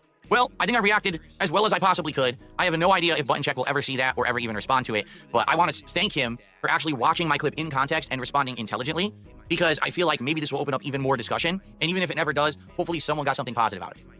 There you go.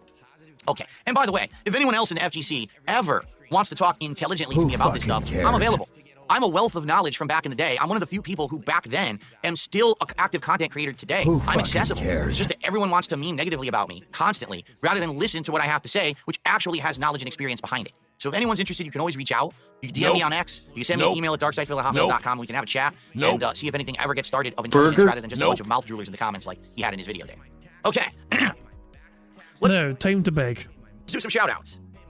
So we had Big Mac, who became a member, but I don't think it was a new membership. Oh, it was. It actually was a new membership, so thank you, Big Mac. That does count towards our goals for today.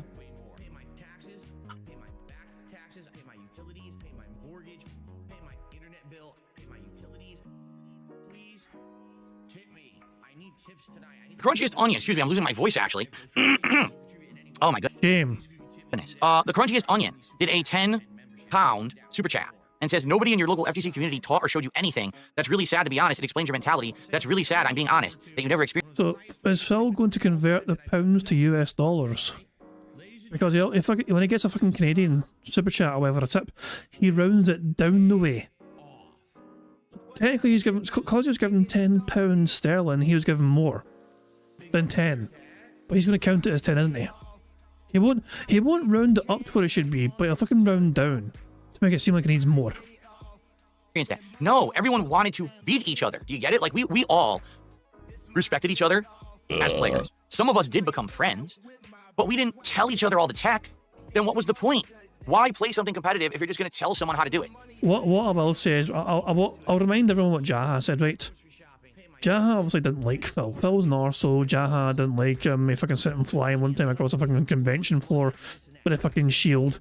But Jaha did say, he did compliment Phil's ability in Super Turbo 2, as well as Marvel vs. Capcom. You know what I mean? Jaha did acknowledge that Phil had ability in these games. You know? But just because he was able to acknowledge that, and he still thought Phil was a fucking creepy little bastard. They have to earn it. They have to learn it, right? That's what it was all about. It was about those nights, those late nights at arcades from 8 p.m. to midnight. In 4 hours' time, grinding out as much competitive play as you possibly could by pumping in the quarters, playing, winning or losing, waiting your turn for your next match, watching people play, absorbing the tech from what you saw, trying to emulate the things you saw that worked, trying to learn from the things that didn't, and doing it for yourself instead of wanting your fucking handheld every moment. No, that never happened back then. Literally never. Ever. Very rarely. Maybe if you became very friendly with a group of people and you became part of a team. Like, I was part of various different gaming teams over the years. And yeah, then maybe we would help each other out to learn tech and beat people because we wanted our team to succeed as opposed to just the individual. But for the most part, no. Everyone kept to themselves. Everyone kept to... Good luck going to Chinatown Fair any given weekend, playing someone, seeing them do something you've never seen, and say, how did you do that? They'd be like, go fuck yourself, figure it out for yourself, scrub. And then you would have to try to figure it out for yourself by watching them do it 20, 30 I mean, to be fair, if I saw you in person and you asked me something, I'd probably tell you to go fuck yourself as well. You just have you're sort of person that I just feel compelled to say go fuck yourself to. times. And that was your night. I mean, that's how it was. But then here's the thing. If you actually learned that strategy and you figured it out and then you actually implemented it in your gameplay, you felt accomplished. You were like, oh shit, I got it. Eureka moment, I figured it out. The endorphins are flowing now, and now let's get it. And then you'd play and you'd start winning. Versus, oh, I just went online and everything was handed to me on a silver platter and I just copied it for like an hour in training mode. I laughed and here I am, here's the pattern. There you go. I mean, not exaggerating at all, that's exactly how it was. So then you crunchiest onion, technically that's pounds, so that's a little bit more than dollars, I think. I don't actually know what the exchange rate is of pounds to dollars. He's going to work out. Wow. Is it $12 or something?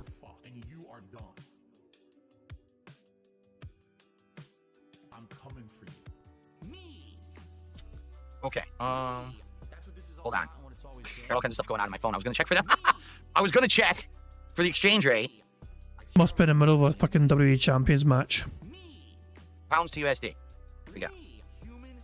$12.44. There you go. Sorry, I gotta become an international exchange rate master to stream now. Apparently this is gonna be something I have to do. Okay, so that's the top super chat. Luke Jones did a $10 super chat. He says, we deal this with card games too. Meta deck lists get posted online, then players just use or modify those lists to win entire tournaments. Removes the discovery period when a new set releases. And again, I'm sure you probably thought back in the day it was a hell of a lot more fun going to a tournament for a trading card game, and playing it and seeing people who invented and learned through experience versus someone who just copied something offline. And then everyone knew it right away, right? I mean, how do people not know this? And again, this is any competition. In sports, it's the same. Can you imagine if someone figured out a way in baseball, right, to pitch a certain way or to swing and hit the ball a certain way, and it was like way better than what everyone else had figured out, and the moment they figured it out, they just went on camera and said, hey everyone, here's how you do it. So Phil, there's a difference between knowing how to... So, there's a difference between knowing something and being able to do something.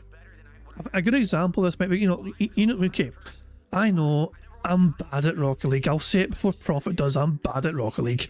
Rocket League is a whole bunch of fucking things which is really, so it's a simple game to fucking play Rocket League, you just, you're a car, you put the ball in the net. But the fucking advancement that game has fucking made in the years it's been out has been incredible. People fucking eventually over time learn things like, how to fucking flip reset, for example. Like, people had no... Flip resets were a fucking strange concept for the first couple of years, and someone fucking figured out how to do them. And it became a part of the fucking game. For the high level gameplay, it became a part of normal fucking gameplay meta. Or to flip reset, you know what I mean? Or how to fucking like wall dash or fucking do a speed flip and all that shit. All these fucking little mechanics, these little nuanced mechanics of the game. People fucking learn over fucking time, and it's like the knowledge is shared, and all the professional players know how to fucking do things like wave dash and speed flip and flip reset and musty flicks and all that shit. They know how to do these things, but just because you fucking know how to do them doesn't guarantee you're going to fucking win everything, because it's not just you that fucking knows it. Your peers and contemporaries know how to fucking do it as well.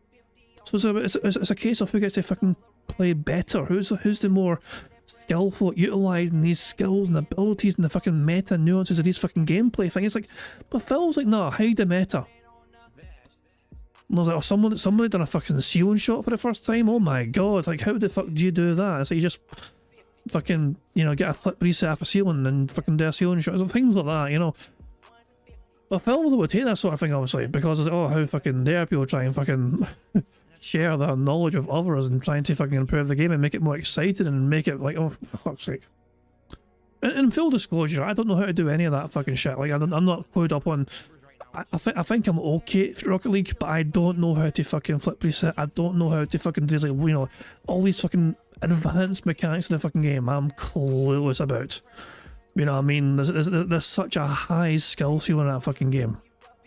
You get what I'm saying, though? Phil would fucking hate that, though. Phil would fucking hate the idea of, and Rocket League's very competitive.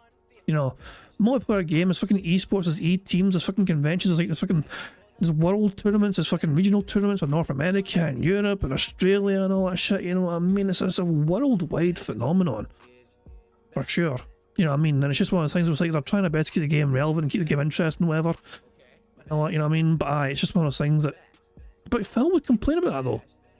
Like, Phil would actually bitch and whine and moan that fucking people would like, oh, how dare you fucking tell people how you fucking did that flip reset. Now everyone's gonna fucking be doing it.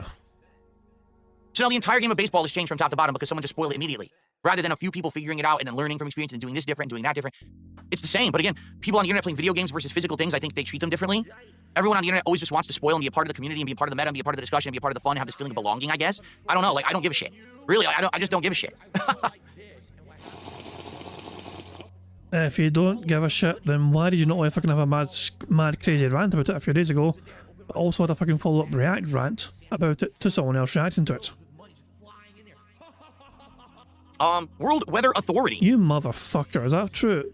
Spoiler from the future, no gameplay started yet as DSP's going for Elden Ring network test. We're behind Phil by 31 minutes. I'm gonna let the bad man cook. Became a member this morning. Thank you to World Weather Authority. That did count for it as a new one. And I received a $2 tip from Flatman B. This reminds me of the days when people would have a Nintendo Power or other gaming magazine that would tell you all the secrets, and I'd be uninterested because I wanted to learn it all for myself and the full experience, like Zelda, for instance. Yes, and here is the difference. When you were using Nintendo Power to look at secrets for a video game, it was for an offline single-player game. It wasn't, oh, here's exactly how to beat this entire game that's competitive and that you can actually level up in and win competitions and tournaments and be seen as a great player and get notoriety on the internet for. It was, oh, you just beat it for yourself, no one cares. There's a difference. If you choose to spoil yourself on a single-player game, that's your choice, right? But if people all collectively spoil fighting games, there is no choice. Every time you play that game, you have to play against people who cheated. You have to play against people who spoiled, people who didn't earn anything, but were given everything. So now, because you chose not to cheat, not to spoil yourself, you're at an insane competitive disadvantage, and good luck having fun playing that game. So what you're telling me now is the only way to ever have fun with fighting games is to literally go online, watch every tutorial video, every matchup video, sit there in the lab endlessly for hours to even have a chance to win a casual match. Gee, I wonder why fighting games don't have longevity anymore. It's almost like none of that makes sense from any kind of a community perspective to welcome new players and make them feel like they could have fun with your game. Oh shit, it's almost like you need a fucking brain if you want your community to be successful. But these people don't have brains. Who fucking They don't. cares? They just want to be hype monsters on the internet. Okay. I sense a beg incoming.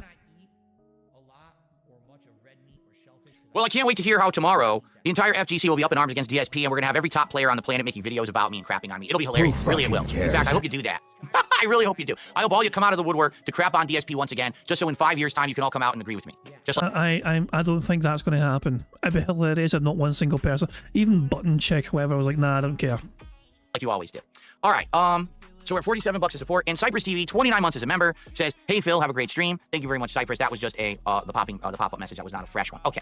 Well, guys, I obviously went long on that segment. In fact, I'd like to highlight that segment, but I'm not even sure really weird to highlight that segment for later, so I don't even know if I'll be able to, quite frankly. I guess we'll have to see. But does anyone have anything they'd like to talk about before we adjourn here? And we get into Metal Gear. I said Metal Gear. Holy shit. We get into Ninja Gaiden 2 Black. What's up, Game Boy? How are you today? There was no Cracker Jack says, you don't seem to enjoy fighting games, so why play them? See, here's the thing, Cracker Jackson. This is what people don't get. I actually do like fighting games, and I actually very much enjoy when I play and I feel like I've discovered something, or I have a really good match against a player who's not just playing a pattern. Those are the moments of, again, the adrenaline, the endorphins are running, right? What do they call it? The chemical that you get when something clicks and you feel good about yourself or whatever. I get that feeling. The problem is you have to trudge through so much shit to get there. It'll be like, there's your reward way out there, but there's an insane liquid... Like dopamine high or something? Lake of duty that you have to wade through to get to the good thing. Dopamine. I guess that's what it's called. Dopamine. There you go. So, yeah. And it sucks that it didn't used to be like that. Like, no exaggeration. When I played Street Fighter 4, all right, I would boot it up and play it online, and the game was laggy as fuck. All right, it really was. But simply having a general knowledge of Street Fighter and applying that to the new game mechanics that were in Street Fighter 4, I was able to experiment and learn strategies that allowed me to win online and get good wins, and it felt great.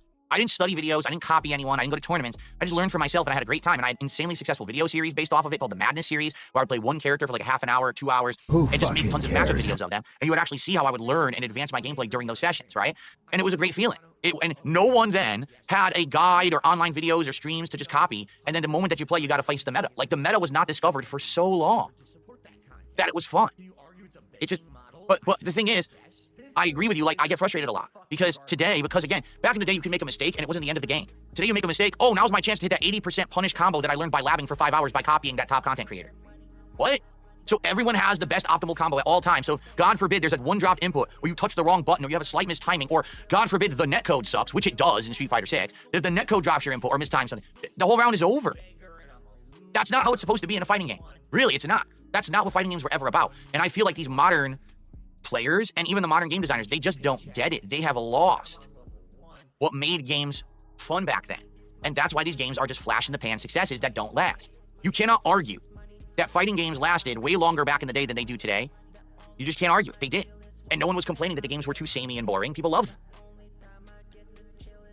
Who fucking cares? Oh, let's see here.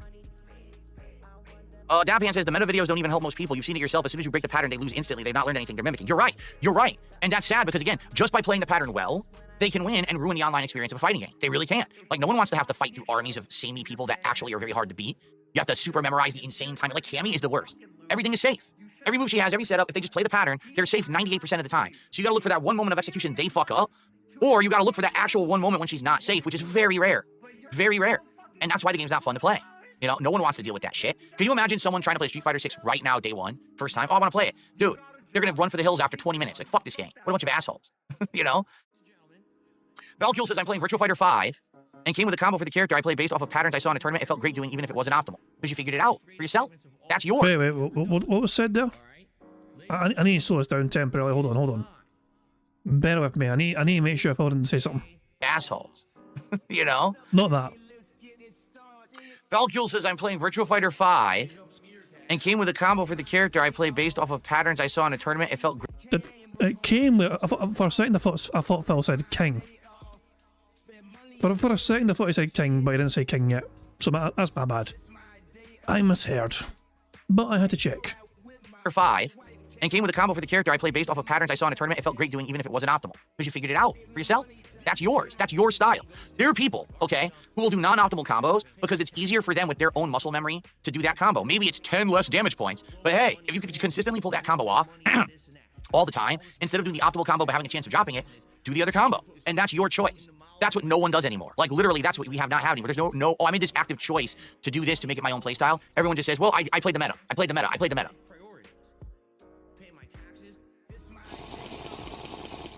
Excuse me.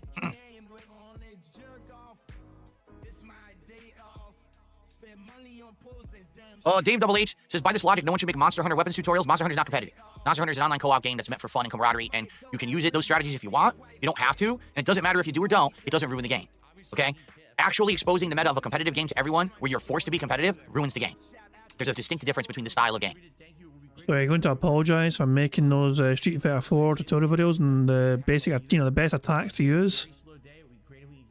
Well, I'm waiting for your apology for ruining the meta of Street Fighter 4. You're no better than the people you're fucking crying about. Stanley25 says, I would lock myself away to learn Guile in Street Fighter 4. I didn't have internet at the time where I lived. I would destroy people in my circle because I put in the time and I learned the game. And I bet you felt damn good about it. Because no one showed you how to do it and you didn't copy anyone to do it. You learned it, right? You toughed it out and you learned it. It's the equivalent. I know this is a silly thing to say because it's a fantasy movie. Rocky versus Ivan Drago. Rocky, who literally self-fucking-trained himself and learned everything through hard work and perseverance. The underdog versus Ivan Drago, the dude who had all the modern technology, everything handed to him. He was pumped with chemicals and he was fucking worked by the top fucking guys in the world, right? That's what it feels like playing Street Fighter unless you fucking sit there and laugh. It's insane. Rocky wasn't by himself, though. You know, he chose to fucking go to Russia to train that environment, to train that, but he wasn't by himself, though. Why do I have to be fucking Rocky against Ivan Drago to play a casual match of Street Fighter 6? What is wrong with people? Dante Inferno, thanks for the membership. He says, do patch note videos fall into the same category? See, the thing with a patch note video is you're just relaying public knowledge of what was tweaked. You're not actually showing how to implement those tweaks for maximum benefit. So literally listing facts versus saying, here's the experience of how to use those facts is different.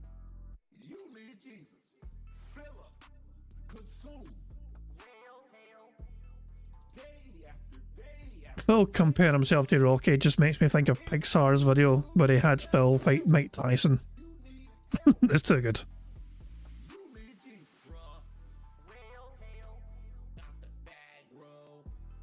These idiots here. All right. Anything else, guys? By the way, thanks for your support. Again. Segment time. Really, guys, today, I need to hit the goals. I need to hit the goals on this stream. I need to hit it on the late stream so we can do DSP Tries It tomorrow.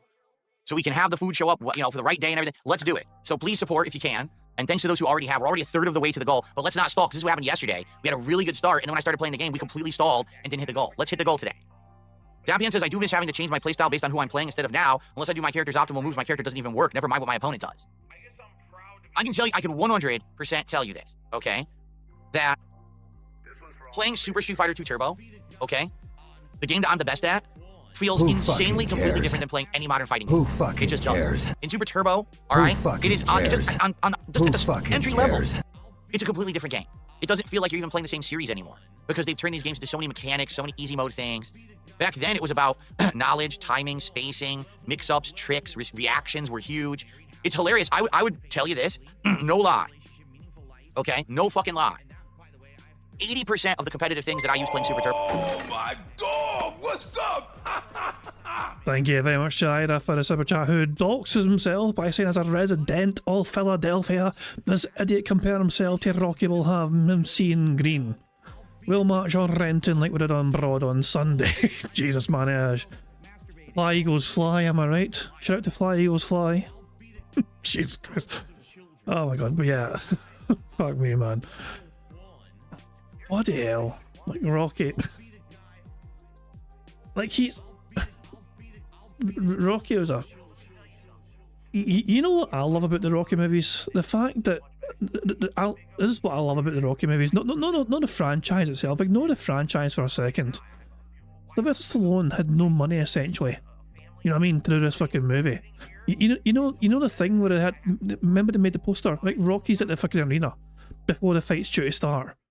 But they got the colours wrong on his outfit. It's like, you know, they gave him like white shorts with a red trim, but it should have been red shorts or something, or the other way around.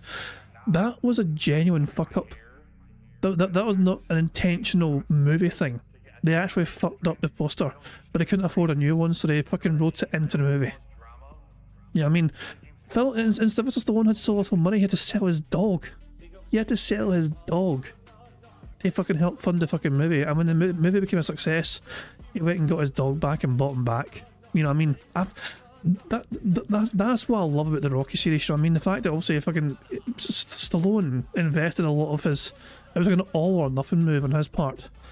You know what I mean?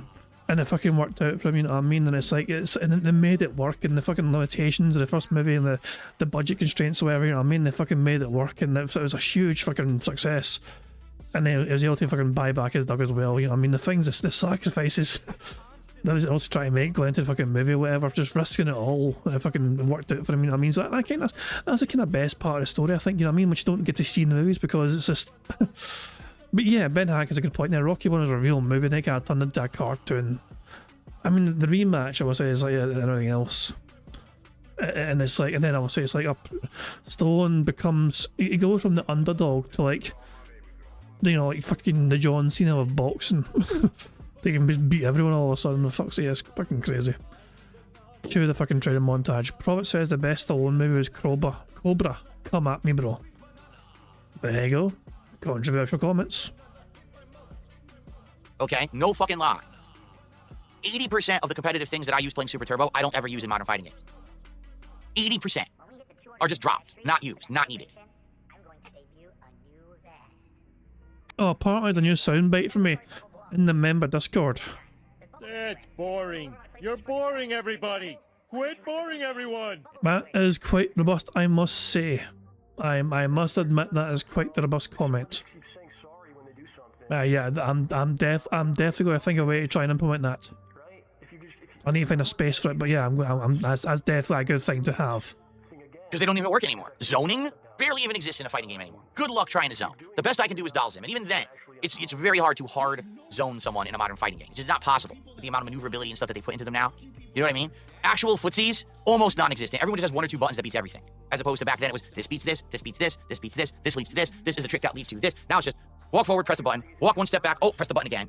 Oh, low kick, button, oh, I win.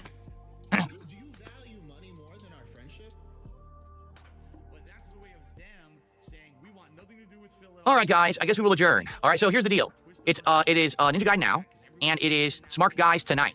So tonight on the late stream, head over to DSP Reacts, at DSP Reacts on YouTube at 6:45 p.m. Pacific time, or to the Kick channel for the wrestling commentary show with PPP. All right, tomorrow we're back to a full day of gaming. It's going to be my first ever stream of Onimusha, and I am going to attempt to play Street Fighter 6 again on the late stream, but I don't know how it's going to go. When I played it on Sunday, it went poorly. Like, it legit lagged all night, and the funny part is, I've now played other games online, including the Monster Hunter beta, including Black Ops 6, and neither of those lag. So if I play Street Fighter 6 again and it lags only when I'm playing Street Fighter 6, that means it's something with Street Fighter 6 that has changed that's screwing everything up. So I guess we'll have to see what happens, okay? Okay. Alrighty, everybody. Thank you for watching the Level 1 podcast. Hope you enjoyed the show, and I will see you all tomorrow for some fun. Alright, guys, peace out. Have a good one. See you then. Who fucking cares? Alright, guys, so I am going to get set up here, but I have to pee. Apparently, I don't even know he's playing it. So we're behind Phil, but we're still 30 minutes or so. I think he's playing the game now. As of now, he's playing the game. But we still have like 20 minutes to go, apparently. And I also have to get the camera working, because as you saw, sadly the camera was like fighting with me today. I don't know why it was fighting with me today. It's kind of bizarre that it is. Who fucking cares? We do have one free space so far, thanks to him begging. Which means we are, what, 6 away from a full house. Fuck. Hold on. Let me set up here. That was not what I wanted. This is what I want. Okay. I'm just gonna play you guys some clips. It looks like it's working. It actually looks like it zoomed in properly. It auto-zoomed. And it's looking good. I just gotta get rid of the background and everything. Let's get rid of all the lights behind me. Who fucking cares? No, Maybe you beg some more. And, excuse me. And, alright. Brief break for me to go use the restroom, and then when I come back, it is, Ninja Gaiden 2 Black, okay? Alright, guys, thanks, and I'll be back in a few. Thumbs up! We got a thumbs up! Hold on, that was a cheeky wee thumbs up. Burger? There we go. He forgot to beg before he went on break. That's gotta be a visual glitch. Shuffle is off. Shuffle is on. Whatever. Fucking whatever. Let's fast forward until he comes back. What about here? Full-formed monster we just saw. Quality is above average, so it's not great. It's above average. Let's see what he looks like. What? What? How does that look like me? Dude, look at the face. Okay, I'm back. Let's get set up here.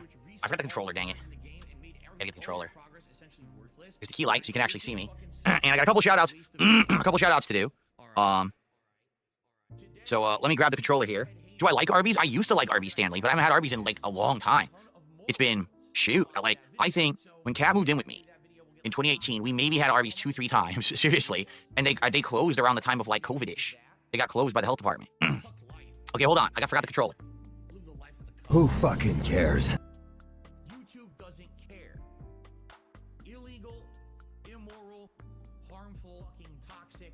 This is insane. This is fucking... Ugh, okay. Excuse me.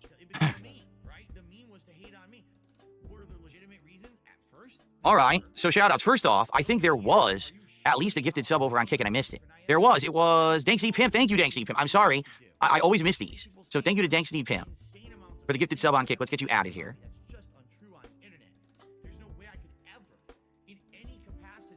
Then,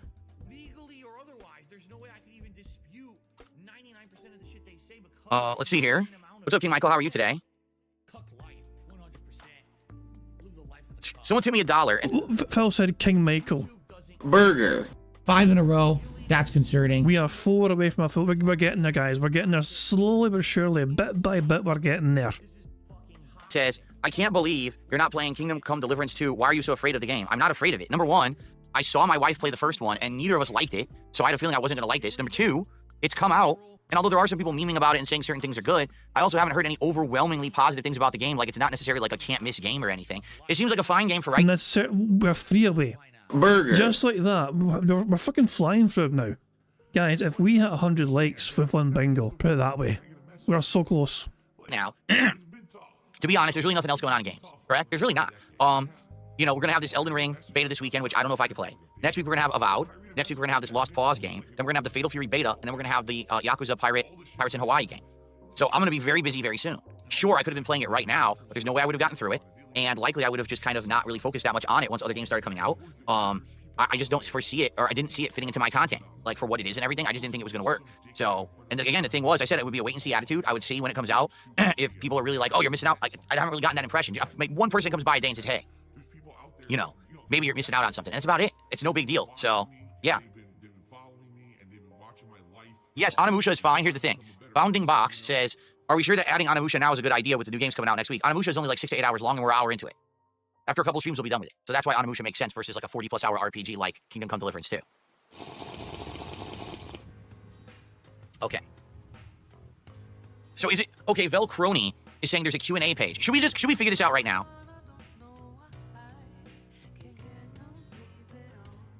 Oh, hold on.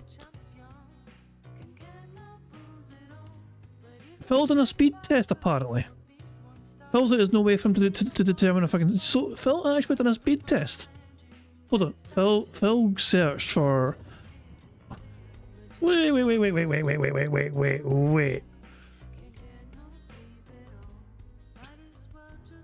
Wait a second. One of his searches was remove the side borders on most of the podcast overlays. And then there's a Google file drive link, but you don't get a full thing. What? They searched McDonald's, Super Bowl score, study background, speed test, state of play February 2025. Sure, somebody's. Why? These are the searches. These are the most recent searches. Remove the side borders and most of the podcast overlays. What? Jesus Christ. Oh my god, what the fuck, Phil? What the absolute fuck? Yeah, probably from Darziak. You're right, probably from Darziak. And Phil fucking just copy and pasted the whole fucking thing rather than just the link. Because he's that type of stupid retard.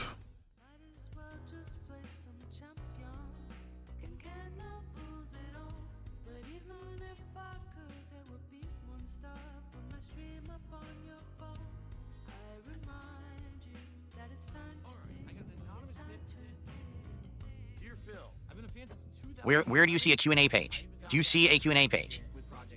This is what I mean. This is all they have listed for the beta. This is it. There's no Q&A page.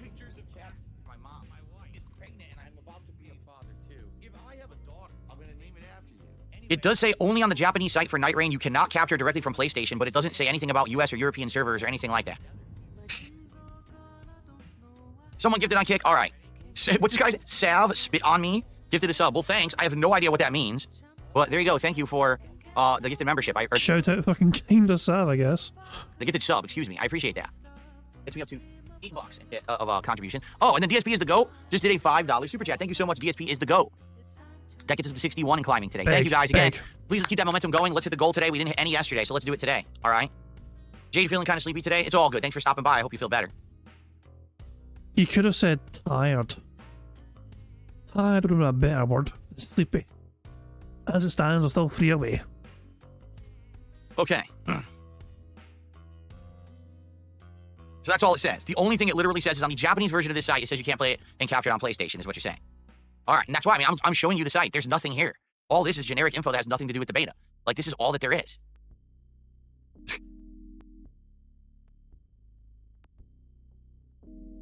Look, this is in your inbox. There's nothing here. Yeah. But I mean, everyone's saying, well, there was a terms of service. There was never a terms of service. It doesn't exist. There was no terms of service anywhere. When you signed up, all you did was put in basic info. There was no terms of service. That's a lie. You found a Q&A through Reddit. Reddit. You think that Reddit is a viable source of information for anything, really? I hate to break this to you. Reddit is not credible. On anything at all, ever. Okay. Thank you, detractors are sad for a $5 super chat.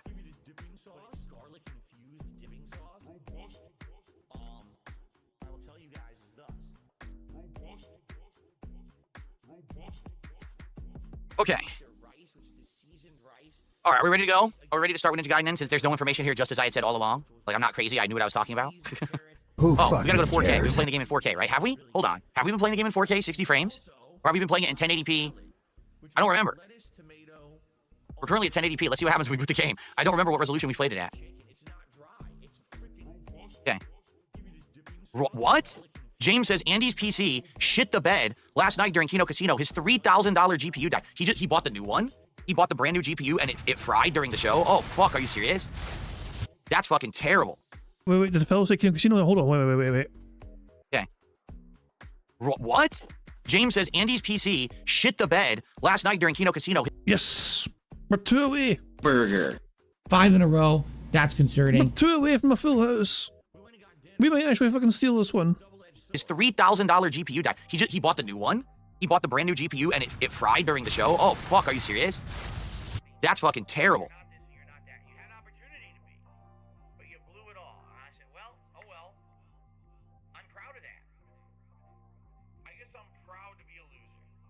That's crazy. Oh, loading shaders. I guess it was, I guess we were doing 1080p, huh? We have to up the volume, because this game has low volume. For some bizarre reason. I don't know why the volume's so low. I'm upping it all the way. If it sounds too high now, let me know and I'll lower the game volume, but I know the game has like ridiculously low volume for some reason. Kind of loud now, actually. Sonny's saying I did hit the tired square. No, didn't he? Oh. Come the fuck in or fuck the fuck off. For fuck's sake, Sonny. No. Sonny, you said you wouldn't do this. I feel bad. I saw the message earlier on, Sonny. You said you weren't going to fucking do it because you're saving your money for Valentine's. You're yeah, for fuck's sake. I feel kind of... No. Jesus. Technically, we've won bingo. Because Sonny did something he said we weren't going to do. I feel a bit bad for it now. You know what I'm saying? I'm trying to find it. I should try to find it. I don't know if I can find it. Wait for it. 2 seconds. Let me scroll my chat here. I know I saw it somewhere. Did I see it somewhere? Hold on a second. Where did blah blah blah blah blah blah blah. 2 seconds. Where the fuck did I see it? I know I saw it somewhere. I was just scrolling from my fucking chat looking for the fucking thing. Yeah. Sonny said this earlier on. Sonny said this a mere, what, fucking 10 minutes ago or so. About 10 minutes ago, Sonny said there's not going to be a bailout today. Needing money for Valentine's movie tonight to Captain America. It's a love story. All good superhero movies are love stories. I mean, and lo and behold, Phil annoyed you so much. We got the bingo anyway. So, we got a full house after all. Right, we got victory from the jaws of defeat, thanks to Sonny being fed up with Phil. Burger. Full house? Oh boy. How exciting. Anyway. So let's add that to the bingo prize fund. We're now up to 143 buckaroos in the bingo prize fund. Thank you, Sonny, for gifting 10 memberships, which are the last 2 free spaces to get a full house of bingo card. And congratulations to the following people for getting a membership. So congratulations to the following people. Goliath, Big Hamp DTX, Crample Smurf, Mountain Dew 64, Cell Shader, Captain Murphy, Woods, Gru, Mercer and Ira. Congratulations to you 10 for receiving a membership, and make sure you guys thank Sonny for being gifted a membership right then and there. And that has freed us as well from bingo, freed us from fucking Phil being an absolute boring bastard. And also it means we continue our winning 100% bingo run for February. We have won bingo every day of February so far. Absolutely insane. Let's go to live DSP and see how he's doing, shall we? Thanks to those who did. Everything counts. Super chat, super stickers, memberships, tips. Come on. Ryu wants a tip. Jesus Christ. Who's gonna tip Ryu right now? Bring his dance of death. I forgot about charging. I totally forgot about charging. I love how I just go to live DSP and he's fucking saying, hey, give me your tips, guys. I need tips now. I've earned it. Look at me mashing buttons in this game, killing enemies. Fucking hell, man. And yeah, the audio, you can barely hear him because the game level, the game audio. I guess no one in his chat fucking told him to fucking fix the game audio. Fuck it, I'm done, man. I'm done with the bad man. Guys, thank you very much for joining me with some robust bingo antics and all that jazz. I do hope you all enjoy the rest of your Tuesday, how I should spend it. I'm going to live redirect you guys to Broside Phil. Broside Phil is live streaming right now. He's covering not only today's antics, but, you know, antics from the last couple of days as well, including yesterday's absolute meltdown of a rant or two. So yeah, I will send you guys to Broside's Phil stream, and you can tell him the good news that we won bingo. I'm sure he'll be pleased to hear that we won bingo. But guys, as I said, thank you very much for joining me. I shall return tomorrow for some more robust bingo antics. Feel free to join me if you wish to see the bingo winning run continue and all that jazz. But yeah, I'm going to end how it always ends, by playing notorious PIG contributions made by the supremely talented Pixar Animations. Remember, his links in the channel if you want to check out his stuff, his content. It is quite robust indeed. But yeah, but hopefully you guys join me for tomorrow for some more bingo, but I do hope you enjoy the rest of your Tuesday, and I'll catch you all later. Goodbye. On September 14th, a pre-authorized payment of $16.51 from PayPal.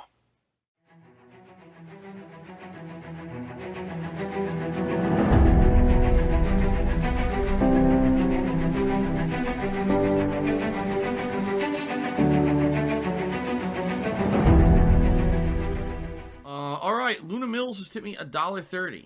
It says, I'm back. What's your favorite type of shower? When you're showered in money. When you go outside and all of a sudden, greenbacks start falling from the sky. And you raise your face up. You're like, oh, you start dancing. You go, oh, money, money. Yeah, yeah. All right. I don't know what the hell you're talking about. But thank you for the first tip of the day.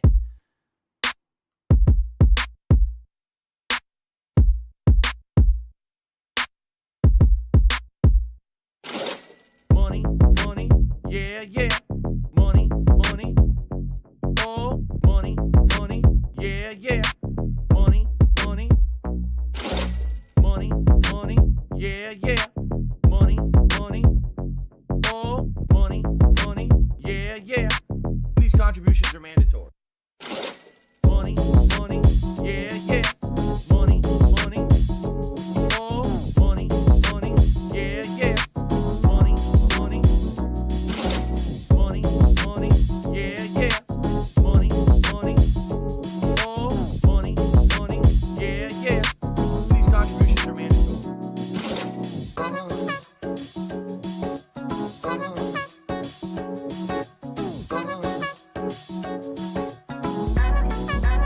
Show me the money.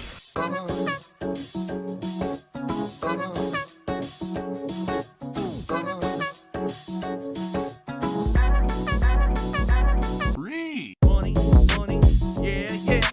Money, money, oh, money, money, yeah, yeah.